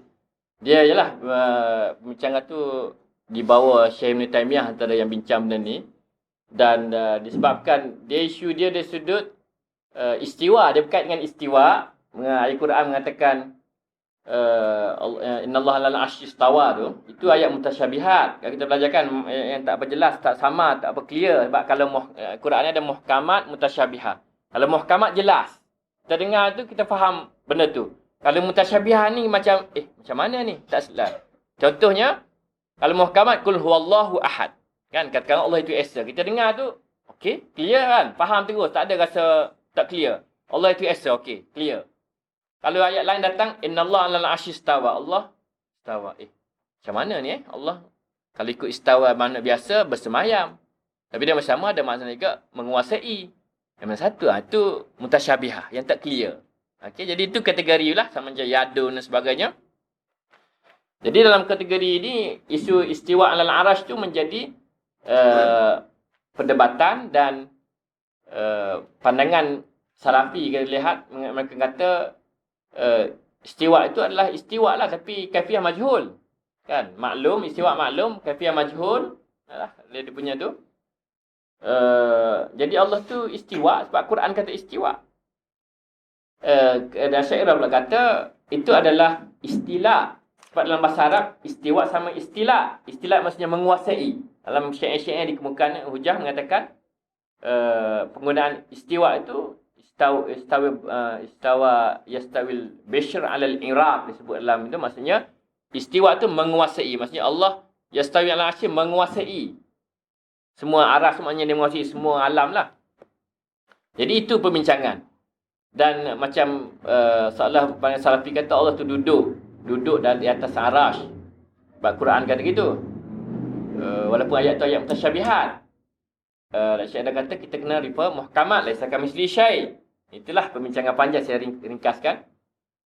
Dan apabila gitu timbul persoalan tentang tempat tu, ditanya adakah bermakna kalaulah tempat tu Allah tu duduk, jadi atas arash, jadi macam mana sebelum kewujudan arash tu Allah duduk di mana? Kan? Itu antara dia punya persoalan dah. Jadi saya pernah tengok juga Ibn Taimiyah, dia kata arash tu sendiri atau kursi tu sendiri adalah qadim. Sebab Allah qadim, kursi tu qadim. Jadi atas dasar itu ada sebahagian daripada ulama kemudian yang kata, yang menuduhlah Ibn Taimiyah sebagai terkeluar daripada Islam kerana dia kata arash tu qadim, kursi tu. Kursi tu qadim, tapi saya ingat dalam perbincangan tu dia tak sebut kot benda tu, tak sampai. Tapi ada sebahagian kalau kita tengok, kerana isu qadim juga adalah benda penting dalam perbincangan akidah ni, falsafah. Dan Imam Ghazali pernah mengkafirkan ahli falsafah kerana dia kata alam ni qadim. Okey, alam qadim, jadi dia kata qadim ni sepatutnya Allah sahaja. Kalau dia kata selain daripada Allah qadim, itu maknanya syirik, terkeluar daripada Islam. Sebab itulah Ibn Sina, Farabi sebagainya pernah dikatakanlah pandangan Imam Ghazali dalam buku dia Tahafuz Al-Falasifah. Cumanya ahli falsafah dia ada penjelasan dia lah. Dia ada bagi qadim pula, qadim zamani ni yang qadim zati. Dia ada huraian dia. Tak apa, yang tu kita tak tepi. Tapi yang Ibn Taimiyah tadi tu, apabila dia kata arash qadim, jadi seolah dia meletakkan benda qadim lain selain daripada zat Allah. Jadi sebahagian orang mengatakan terkeluar daripada Islam. Okey. Tapi dalam sama ada juga hujah-hujah yang lain datang mengatakan makan tempat adalah qadim, tapi makan tu adam. Benda tak ada tapi qadim. Itu sebenarnya dari sudut logik agak masalah. Kalau benda tak ada qadim, benda tak ada lah. Masalah gitu. Kan? Di situ kita peranan kita gunakan akal. Hujah akal kita ada belajar dalam akidah juga, dalil akli, hujah akal, wajib, mustahil, harus tu. Benda tak ada juga kata qadim. Kan ada, maknanya tu illogical. Benda tu tak logik. Benda tu tak ada qadim. Kalau gitu boleh kata semualah benda tu tak ada hadis. Boleh kata. Kan? Dari sudut logik ni. Jadi ada sudut logik, benda tu maknanya dia tak lepas. Tapi sang logik dia tak lepas hujah gitu. Tapi kalau dia setakat debat saja boleh lah. Dia itu orang tepuk tangan boleh lah. Tapi dari sudut logik dia tak lepas. Hukum logik, hukum akal dia tak lepas. Okey? Itu dah saya ringkas. Pasal itu detail complicated technical juga. Kalau orang tak follow ni memang apa ni dia cerita ni. Tapi apa yang follow mungkin boleh nampak lah. Okey? Boleh ada lagi soalan lain silakan. Ada. Assalamualaikum Doktor. Assalamualaikum. Tentang masalah perbandingan agama. Sebenarnya dalam masalah perbandingan agama Hindu dan Islam, ada ulama-ulama yang menyamakan contohnya Tuhan Hindu ada 10. Mereka menyamakan dengan malaikat yang ada dalam 10 malaikat dalam agama Islam. Adakah perbandingan seperti itu merosakkan akidah sebagai Okey. sebagai pekaji? Okey, terima kasih. Okey, perbandingan agama ni satu ilmu yang menarik dan benda tu pun dah ada dalam Quran. Perbandingan-bandingan akidah ni disebut dalam Quran. Jadi apabila ulama-ulama menerusi itu ada benda yang sebagai meneruskan lagi lah semangat Al-Quran tadi. Jadi dari sudut agama Hindu, agama agama yang berbeza ni, menyamakan itu mungkin pandangan. Okey. Pengalaman tadi saya katakan kalau kita bincang tentang agama lain, pandangan dalam mazhab akidah, pandangan itu kita kena tengok balik apa yang dimaksudkan dalam perbincangan tadi lah. Maksudnya kalaulah yang kata tadi tu orang Islam, sama ada yang kata tu orang Islam ke orang Hindu ataupun orang daripada agama lain. Kalau orang kata tu orang Islam, dia kata apa umpamanya agama yang ada ataupun Tuhan yang ada dalam Hindu sama dengan malaikat dalam Islam. Kalau dia tu orang Islam, kita kena dengar lagi apa maksud dia. Apa yang dimaksudkan dengan kenyataan tadi tu. Kita kena go detail lah. Jangan kita dengar tu kita buat hukum. Maknanya dan satu lagi, kalau dia tu adalah orang Hindu yang kata, it's okay. Betul lah, maknanya biar je lah. Kalau orang Hindu yang kata tu, memang dia dah keluar dari Islam dah pun. Nampak? Sebab Al-Quran kata kaedah dia lakum dinukum waliyadi. Jadi agama-agamanya kamu nak cakap apa pun cakap je lah. Kita tak peduli. Sebab ikut agama dia lah. Agama dia kata benda ni. Agama dia kata Tuhan ada anak. Up to you lah. Kita agama kita tak ada. Tuhan tak ada anak. Nampak tak? Itu lakum dinukum waliyadin. Jadi kalau yang kata dia orang Hindu, biar je lah. Memang biar je dia nak kata apa pun. Tak ada masalah. Maknanya kita tak payah sensitif lah. Tak perlu kita kamu telah menjejaskan akidah tak betul ni. Memang akidah dia semua tak betul dah. Masalah kita lah. Jadi tak apa. Tapi kalau tu orang Islam yang cakap, pengkaji Islam, dia kata agama Tuhan dalam Hindu sama dengan malaikat. Kita kena tanya lagi dia, apa awak maksudkan dengan benda ni dan apa dalil awak? Okey, kita kena tanya. Kemudian dari sudut adakah menjejaskan akidah atau tidak akidah, sebagaimana saya nyatakan tadi lah. Kalau benda tu dia bukan isu menjejaskan akidah atau tidak akidah. Kita kena tanya sana, adakah ini usul ke furu'? Gitu. Kalau benda tu usul, tak boleh. Furu' boleh. Okey, bukan maksudnya menjejaskan akidah, tak menjejaskan itu bukan soalan yang valid dalam perbincangan akidah yang sepatutnya lah. Sebab, macam mana kita nak tahu menjejaskan akidah? Oh, ini menjejaskan akidah. Tidak menjejaskan. Macam mana you nak menentukan penjejasan tu? Dia very subjektif. Okey, tapi term tu selalu orang guna. Oh, ni menjejaskan akidah ni. Sebenarnya apa benda tu? Kan? Benda tu tak clear. Menjejaskan akidah. Kalau kita kata, kalau kita tanya, menyebabkan terkeluar daripada Islam, ya, itu clear. Keluar daripada Islam atau tidak terkeluar daripada Islam? Jadi jawapan dia, kalaulah benda tu usul dalam akidah, terkeluar daripada Islam kalau kita menolak atau khilaf. Kalau benda tu furu' dalam akidah, tidak terkeluar daripada Islam. Ada gitu? Ada Maknanya benda tu usul. Contohnya yang tadi, kalaulah kes tadi tu dia kata, dia tu, itu dah saya kata, kita tengok apa maksud dia. Kalau orang Islam yang cakap tadi tu, apa yang dia maksudkan dengan benda tu kita nak faham. Kadang-kadang dia bagi contoh. Dia bagi andaian. Dia bukan maksudkan sebagai satu keyakinan. Tapi orang yang tengok, oh dia ni cakap macam ni menjelaskan akidah. Keluar dari Islam. Habis dia. Padahal dia baru je buat andaian. Dia je bagi contoh. Jadi kita kena tengok betul-betul apa maksud dia. Sebab itulah dalam Quran pun Allah kata, firman mengatakan, la yu'akhidhukumullahu bil-lagwi fi aymanikum walakin bima kasabat qulubukum. Allah tak akan ambil kita tersilap. No. Apa kamu maksudkan? Hati kamu je kita kena tanya, cek apa sebenarnya maksud kamu sini ni? Kalau memang dia cakap benda terkeluar, melanggar benda usul lah, memang dia terkeluar. Okey, kalau kita cek dia betul ni apa? Tapi kalau dia masukkan je, oh, tak apa, itu furuk, tak terkeluar daripada Islam. Boleh gitu ya? Okey. Okey, ada lagi silakan. Silakan. Saya ada soalan. Itu sebagai pensyarah. Adakah dirosat saya pengajian perbandingan, misalnya kita perbandingan antara mazhab akidah, adakah relevan untuk kita bentangan pada pelajar-pelajar? Misalnya saya contoh ya, sekarang kan ada khilaf besar pada ini. Adakah pelajar-pelajar macam Dr. cakap kan, kita perlu senang kita perlu beralih pada manhaj taklid kepada manhaj taklid. Dan adakah di Malaysia misalnya, adakah subuh dan relevan dirasat muqaranah? Itu soalan. Okey, terima kasih. Kajian di perbandingan ni sama dengan mazhab dengan agama dari sudut di universiti subuh. Tapi di luar universiti dia tidaklah, mungkin tak sesuai. Bagi universiti di masjid apa tak sesuai kita bagi perbandingan. Tapi untuk ahli ilmu, untuk pelajar yang memang bidang tu, kita okey. Sebab mereka tahu. Tapi masyarakat awam tu dia takut menimbulkan fitnah. Sebab kita pun disuruh untuk bercakap dengan manusia yang kadar akal. Mereka, fatibun nas ala qadari uqulihim. Sebab kalau kita cakap benda yang betul pada orang yang tak sepatutnya, dia akan anggap kita tu tak betul. Tapi kalau orang yang faham, dia akan okey, dia boleh terima. Sebab tu kita kena pilih apa yang kita nak cakap. Macam saya ni, saya cakap benda-benda yang agak heavy ni sebab saya tahu antum ahli ilmu. Lepas saya boleh cakap. Tapi kalau saya mengajar kat kampus, saya cakap macam tu. Gitu.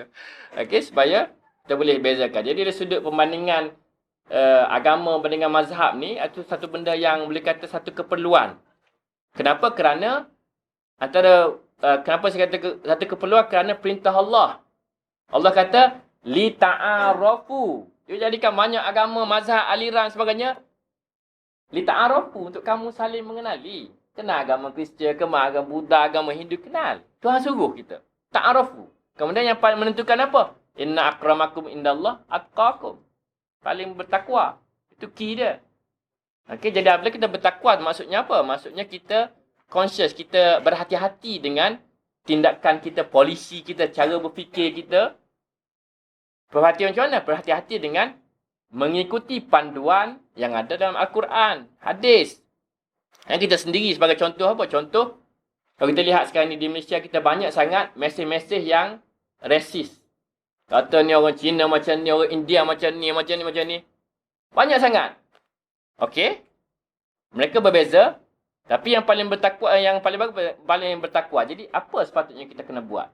Kita kena follow Quran. Antaranya apa? Antaranya tabayun. Kita kena tabayun. Check. Maklumat yang kita dapat betul ke tak maklumat tu? Jangan kerana kita tak suka satu kawan, kita sokong. Kita pun viral pada orang lain lagi. Hati-hati. Itu masuk bertakwa, maknanya kita kena tahu apa yang Allah nak. Dan ikut. Dan takut pada perintah Allah. Itu kita kena buat. Jangan kita seronok je. Ni viral. Okay, forward ni, kutuk sana, kutuk sini. Oh, itu kita tak bertakwa. Kita tak ikut apa yang perintah Allah. Satu lagi ialah, kita nak perkenalan lah agama Hindu ni. Apa sebenarnya dia percaya macam mana. Agama Buddha macam mana. Dia ada di sekeliling kita. Macam Nabi dulu pun dia ada orang musyrikin, orang ahli kitab di sekeliling dia. Dia tahu. Lepas tu Quran sebut tentang ajaran-ajaran ni. Jadi untuk kita kenal. Dan bersama kita berdakwah. Bila kita kenal, kita tahu hujah-hujah mereka, akidah mereka. Kita tahulah ini sebenarnya tak betul. Ada kesilapan sini, kita tahu. Kita pun kemukakan hujah Islam. Ni yang Islam kata. Lari dengan akal, fitrah semua tu. Dia akan boleh dilihat, sebenarnya dia boleh terima ramai orang masuk Islam kan.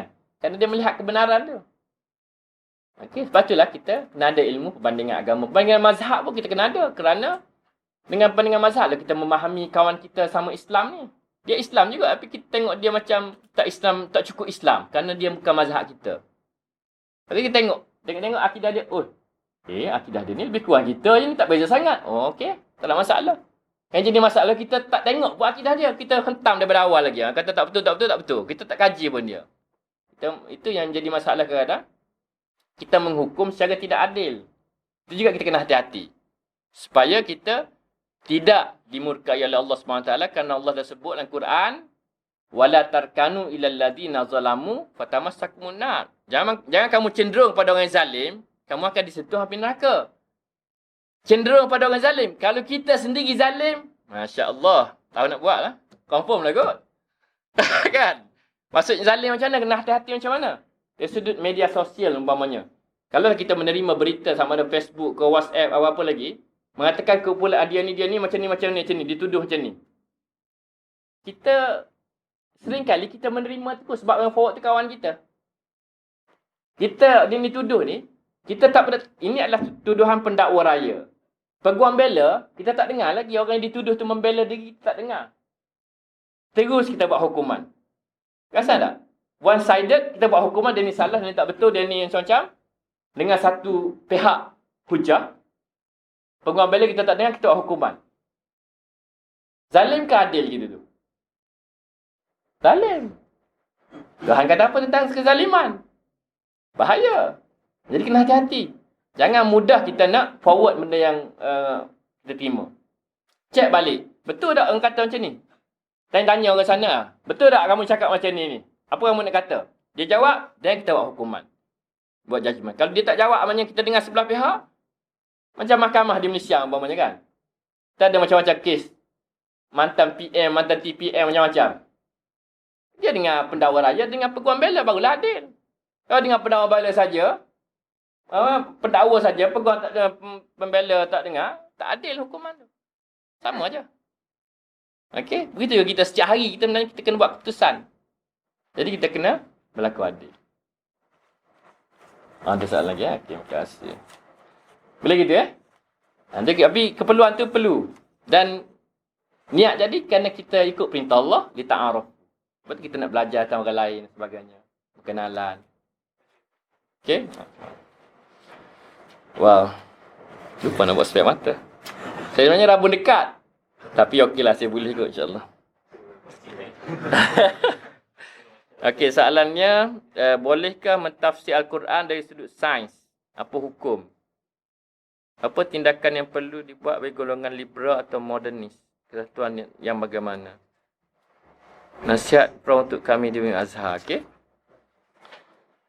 Bolehkah mentafsir dari sudut sains? Yes. Tafsir dari sudut sains sebenarnya satu keperluan. Bukan setakat boleh, perlu. Keperluan sekarang ni adalah sains. Nafsir secara sains. Kenapa saya cakap macam tu? Kerana ulama-ulama kita yang dulu, mereka mengkaji Quran tu dari pelbagai sudut termasuk sains. Sebagai contoh. Sebagai contoh Al-Khawarizmi. Al-Khawarizmi tu dia mengkaji, dia ni terkenal sebagai pencipta algoritma. Sistem algoritma yang buat komputer kita sekarang ni tu, dibuat daripada sistem algoritma yang dicipta oleh Khawarizmi, ulama Islam kita. Dan dia buat benda tu, sehingga sekarang orang mendapat manfaat, tapi orang dah lupa dah dia. Tapi faedah tu berterusan. Okey, dapat pahala kot di alam barzakh. Dia kaji Quran. Dia kaji Quran tamirah. Dia kaji sistem tu, dia buat formula. Maksudnya dia kaji Quran. Jadi saintifik Quran tu. Dia buat formula. Dan daripada situlah lama Ibn Sina dan ulama-ulama mengkaji. Supaya dia dapat benda-benda saintifik yang ada dalam Quran tu. Dan pada pandangan saya, kelemahan kita, umat Islam kita sekarang ni, dari sudut sains dan teknologi, kerana kita mengabaikan maklumat ataupun informasi tentang sains yang ada dalam Quran. Itu sebab dia. Sebab kita sekarang ni pengguna je. Handphone kita, kamera kita, semua kita ni, kawan-kawan kita yang buat. Kan? Daripada Eropah ke, daripada Jepun ke, daripada China. Kita beli je guna. Senjata, kapal terbang, kereta. Kereta adalah kita pasal kat Malaysia. Okey? Kebanyakan bendanya kita guna pengguna, pembeli. Teknologi semua. Kawan-kawan kita yang lain, itu. Tapi dalam masa sama, kita sebenarnya dalam Quran tu, banyak benda-benda sains. Sebagai contoh saya bagi pada pelajar. Dalam surah Ar-Rahman. Ar-Rahman, Allah firman mengatakan, Ya ma'syaral jinni wal insi in istata'tum an tanfuzu min aqtaris samawat fanfuzu la tanfuzuna illa bisultan. Kan, kita baca selalu kan, dalam Quran tu. Wahai jin dan manusia, Allah mencabar, kerana kamu mampu, pergilah ke aqtarus samawat, ke langit, negara-negara di langit, planet-planet tu. La tanfuzu, kamu tak akan mampu menembusi illa bisultan, melainkan dengan kuasa sultan. Jadi ada Quran sebut benda tu. Kita orang Islam baca, kita pun bacalah dapat pahala. Tanpa kita fikir detail. Tapi kawan-kawan kita yang belah sana, mereka kaji benda tu. Sebab Allah kata tak boleh pergi, tapi boleh melainkan dengan sultan. Dia kaji apa sultan ni? Dia kaji-kaji sekali dapat rahsia roket tu. Kuasa roket tu sultan ke atas sana. Lepas tu dia boleh pergi ke angkasa. Quran yang sebenarnya stimulate benda tu, yang suruh. Dengan ada Nabi pergi Isra' Mi'rajnya. Jadi sepatutnya orang Islam melihat benda dia sudut sains. Sepatutnya kita yang lead benda ni. Tapi tak. Apabila kita tengok Quran dia sudut untuk ibadat, untuk dapat pahala sahaja. Kita sekarang ni umat Islam. Kita sebenarnya mengabaikan Quran. Dan kita baca Quran dalam masyarakat kita, dia tengok tajwid. Kemudian dia tengok taranum. Dia tengok kiraat. Dia tengok hafazan. Makna, hidayah, petunjuk, dia kurang tengok. Mesej saintifik, dia kurang tengok. Itu dua faktor utama kita kebelakang mundur umat Islam. Kita berpecah belah, kita mundur saintologi kerana kita mengabaikan panduan hidayah Quran. Tujuan Quran turunkan, Alif Lam Mim zalikal kitab la raiba fihi hudan. Itu tujuan dia, petunjuk. Macam mana kita ikut petunjuk Quran setiap hari dalam kehidupan kita? Berapa persen yang kita ikut? Mungkin kita ikut beberapa persen itu solat kita ikut. Buat baik kita ikut. Tapi whole kehidupan kita ikut ke tak? Padahal Islam tu adalah way of life. Cara hidup kan?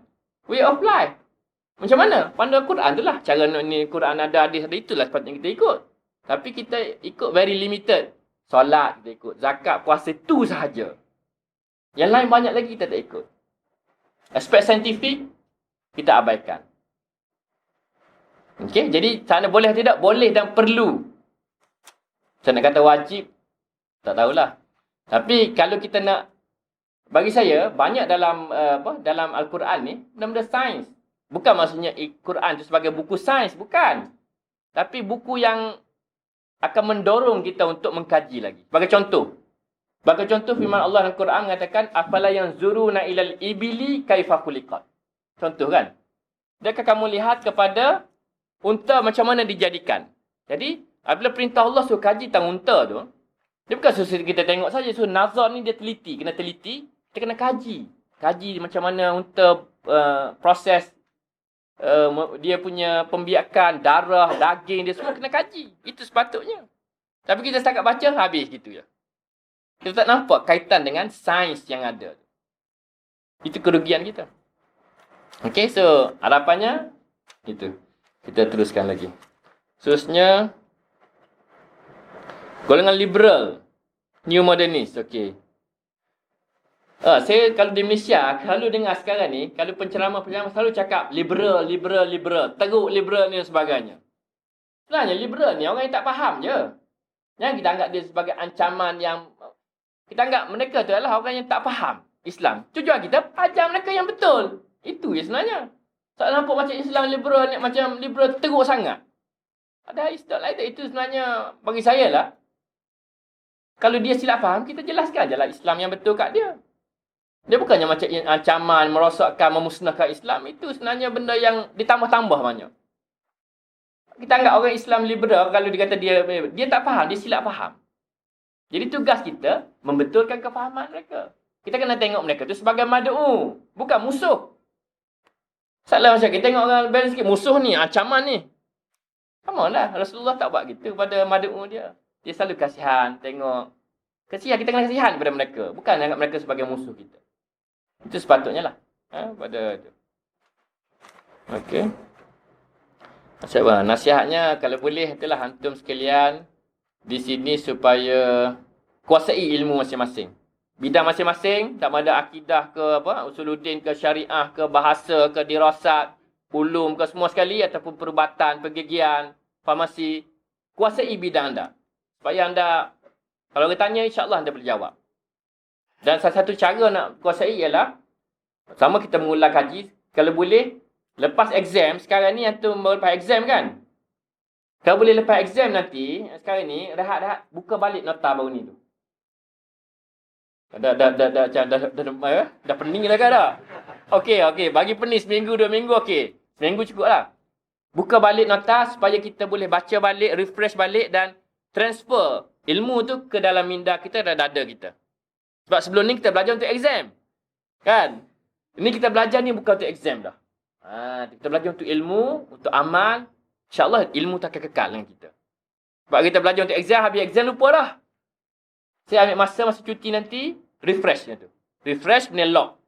Jadi kita mana-mana pun, lepas tu orang tanya, insyaAllah kita boleh jawab. Takrif ke, dalil ke, hafal. Ingat balik. Untuk ilmu, bukan untuk periksa. Okey, cuba buat macam tu. InsyaAllah anda akan dapat jaga ilmu. Dan jangan lupa amal. Kena amal ilmu. Kadang kita belajar untuk periksa dia kan. Habis periksa, lupa dah. Amal ilmu. Itulah kunci dia. Tanpa amalan kita tak ada apa. Okey. Dan kalau kita amal, Tuhan akan bagi ilmu baru. Man amila bima alima allamallahu bima lam ya'lam. Siapa yang beramal dengan apa yang dia tahu, Allah akan ajar ilmu yang dia tak tahu lagi. Cuba bayangkan Allah ajar. Tarik ilmu tu. Bayangkan Allah ajar kepada kita. Dia ajar melalui banyak cara. Pelbagai caranya. Tapi kita dapat tu, alhamdulillah. Ilmu yang Masya Allah lah. Okay. Cuba niat aku amal, ya Allah, ilmu ni aku tahu supaya insya-Allah kamu akan ajar aku pada ilmu yang aku tak tahu. Niat macam tu. Minta Allah bantu.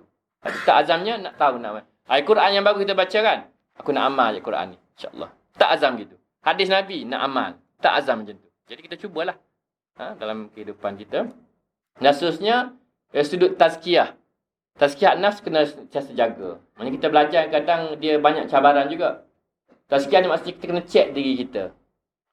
Check diri kita supaya kita jangan banyak sangat penyakit hati, hasad dengki, takabur, riak, cinta harta, cinta dunia, cinta nafsu. Semua ni kita kena jaga. Tengok dalam diri kita ni mana masalah kita. Aku ni semuanya selalu dengki dah rasa. Kalau kawan-kawan dapat kejayaan rasa nak marah aja, tension je. Tu maknanya kita ada masalah dengki. Check. Kalau kita ada tu, masalah lah tu. Kalau kita tak ada, alhamdulillah, kita bersyukur pada Allah. Ataupun seorang kita ni suka pada harta, nak sangat harta, duit cari, kerja kuat dan sebagainya. Kemudian tak kira ada halal haram pun nak juga. Itu masalah kita, hubul mal menguasai kita. Itu pun kita kena check juga, tak boleh. Sebab hubul mal tak ke mana, macam Qarun, banyak mal pun tak ke mana. Telan tanah ya.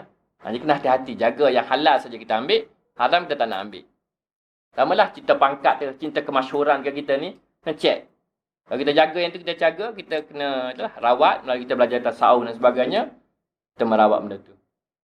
Dan itulah kunci kejayaan.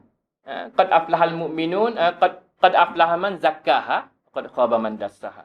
Kalau nak berjaya, cubalah kenali diri, baiki diri, kena pasti kelemahan diri kita dan baiki. Itu Tuhan jamin. Kalau you buat macam tu, Tuhan bagi kejayaan. Satu lagi ialah kunci kejayaan ialah khusyuk dalam solat. Qad aflahal mu'minun alladzina hum fi salatihim khashi'un. Jadi cubalah dalam kehidupan ni belajar ilmu macam mana aku nak khusyuk dalam solat. Okey, cuba. Dan khusyuk dalam solat ni bukan cakap khusyuk fizikal lah, khusyuk minda, khusyuk hati. Itu yang kalau boleh. Kita memahami mesej yang ada dalam solat tu. Sebab kalau dapat tu, garanti kejayaannya. Okey, ke arah tu. Jadi belajar cari ilmu macam mana aku nak khusyuk dalam solat. Kau boleh baca buku-buku dalam bahasa Arab ke bahasa Melayu ke bahasa Inggeris, baca untuk dapatkan macam mana cara nak dapat khusyuk dalam solat ni. Khusyuk fizikal dan khusyuk hati. Belajarlah. Itu ambil masa. Dan kalau dapat khusyuk dalam solat, tak kira lah ambil masa setahun ke 5 tahun, 10 tahun, 40 tahun, 50 tahun. Tak apa. Yang penting dapat. Kalau dah dapat tu, alhamdulillah. Tapi kena sentiasa berusaha. Okey. Okey, itu antara pesanan lah. Itu banyak tapi ringkas lah. Yang penting-penting saya sebut. Okey, seterusnya. Rukun iman ada 6. Prof sebut usul akidah ada 4. Yang semuanya hanya berkaitan Tuhan. Ya. Bagaimana pula 5 rukun yang lain. Ya, ini kena baca buku saya lah. Okey. Dan untuk makluman pelajar, saya ada buat buku. Alhamdulillah. Saya ada satu buku saya yang saya tulis tentang pengurusan akidah. Ni saya dah tulis di Malaysia, di USIM. Di sini ada cerita tentang usul-usul tapi taklah detail sangat. Tapi at least you boleh. Saya akan bagi kepada ruak lah. Tak dalam library. Jadi siapa yang nak pinjam ke nak baca, boleh baca nanti. Okey? Tentang pengurusan akidah. dalam kehidupan Muslim. Ini saya bagi pada insya-Allah. Okey. Adakah ia termasuk dalam usul akidah? Ya, 5 rukun yang lain termasuk rukun akidah juga. Usul akidah. Saya nyatakan tadi satu rukun saja, percaya pada Allah. Percaya pada malaikat, dia ada rukun dia. Ada 4, 5 jugalah. Antaranya apa? Percaya pada kewujudan malaikat. Percaya pada malaikat adalah makhluk yang taat kepada Allah Subhanahu Wa Taala. Percaya bahawa setiap malaikat ada tugas mereka tersendiri. Itu antara contoh usul akidah. Usul akidah pada Rasul pula, percaya kepada semua Rasul diutuskan oleh Allah Subhanahu Wa Taala. Semua Rasul membawa ajaran Islam, Rasul membawa akidah Tauhid. Antara usul akidah dan Rasul ialah Rasulullah Muhammad SAW adalah Rasul yang terakhir. Rasul yang terakhir, tak ada Rasul baru selepas dia. Yang datang ada risalah baru. Itu tak betul. Siapa yang kata itu ada Rasul baru, terkeluar daripada Islam. Macam contoh kes Rasul Kahar kan, Rasul Melayu. Dia kata dia Rasul. Dia terkeluar daripada Islam.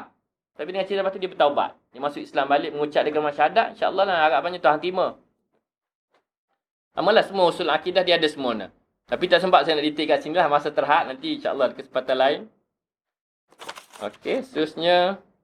Ustaz, bagaimana kita membezakan antara masalah furu'iyah atau usuliyah dalam akidah? Boleh sarankan kami kitab untuk kami baca dalam masalah ini? Yes. Okey. Okey. Mungkin ada. Tapi setakat ni saya tak jumpa. Saya tak jumpa secara spesifik. Saya sedang cari. Dan sebenarnya yang ni pembahagian ni nak kata macam mana? Nak kata saya mulakan tak adalah. Saya pun baca buku daripada ulama. Cuma saya baca buku ulama ni tulis macam ni. Saya susun. Gitu. Saya susun buat menjadi pembahagian usul furuk tu saya susun berdasarkan bacaan saya lah. Apa yang saya belajar daripada ulama di Azhar dan ulama-ulama lain. Saya tengok susun berdasarkan Al-Quran hadis. Saya buat pembahagian usul furuk tadi. Jadi sama jugalah benda ni dalam proses penulisan. Saya sebenarnya saya fokus benda ni sekarang ni. Sebab saya fokus macam mana nak khilaf umat Islam kita ni macam-macam. Antara faktor utama ialah dia tidak membezakan dan usul dan furuk. Jadi saya sekarang ni sedang menulis benda ni untuk bagi penjelasan. Kena sabar sikit lah. Agaknya tahun ni mungkin tak sempat. Tahun depan lah saya akan publish buku ni. Nak kata benda ni, yalah ini adalah usaha saya lah. Usaha saya, sumbangan saya. Mungkin saya salah. Kalau orang kata, awak tak betul. Saya pun nak tahu juga kenapa yang saya tak betul lah. Saya belajar, saya okey. Tapi saya usaha. Ini ikhtiar saya. Harapan saya kalau saya mati, saya buat something, saya jumpa Rasulullah, saya boleh cerita kat Rasulullah. Saya buat sikit. Itu harapan saya. Okey, kalau jumpa di Telaga Al-Khawd ke, dia nak bagi air dia tu kan. Ada juga orang nak bagi air tu, Rasulullah tak bagi. Tak ada juga. Tak dapat minum air. Tak dapat minum air tu, tak dapat masuk syurga. Jadi kita harap kalau dia bagi air kat kita. Harapannya lah. Kita buat benda sikit untuk umat Islam. Untuk Islam supaya terdapat. Kita pun tak pasti, kita usaha je lah. Kita ikhtiar. Yang kerana kita mampu. Jadi itu apa yang saya buat lah. Harapannya sempatlah saya siapkan sebelum saya mati. Itu harapan saya. Okey. Ada cover? Ada lagi ke? Soalan? Yang betul dah selesai. Itu masa kita. Masya Allah, terlajak sudah. Dah balik jauh ni.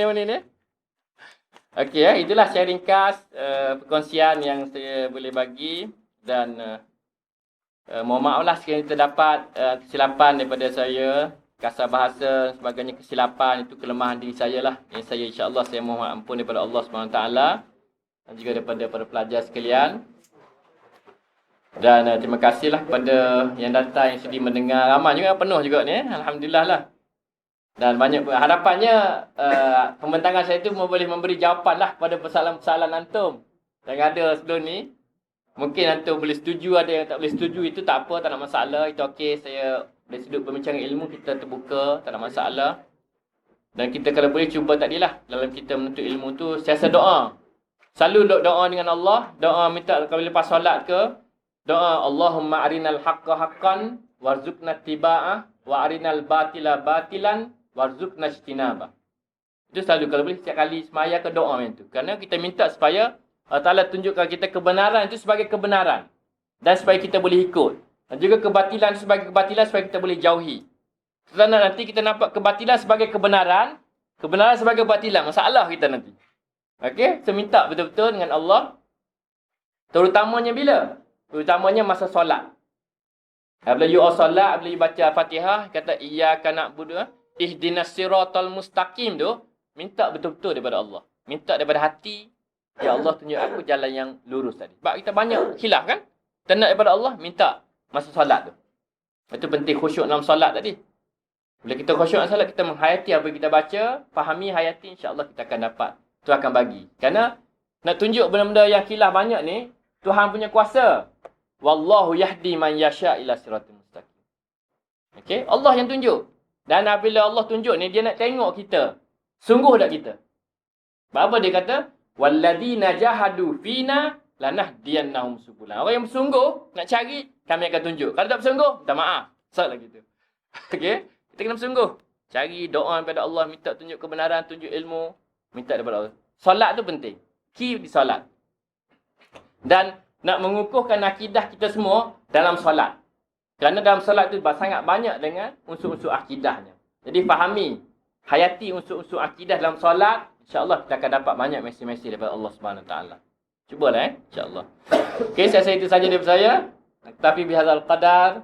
Astagfirullah li wa lakum. Assalamualaikum warahmatullahi wabarakatuh.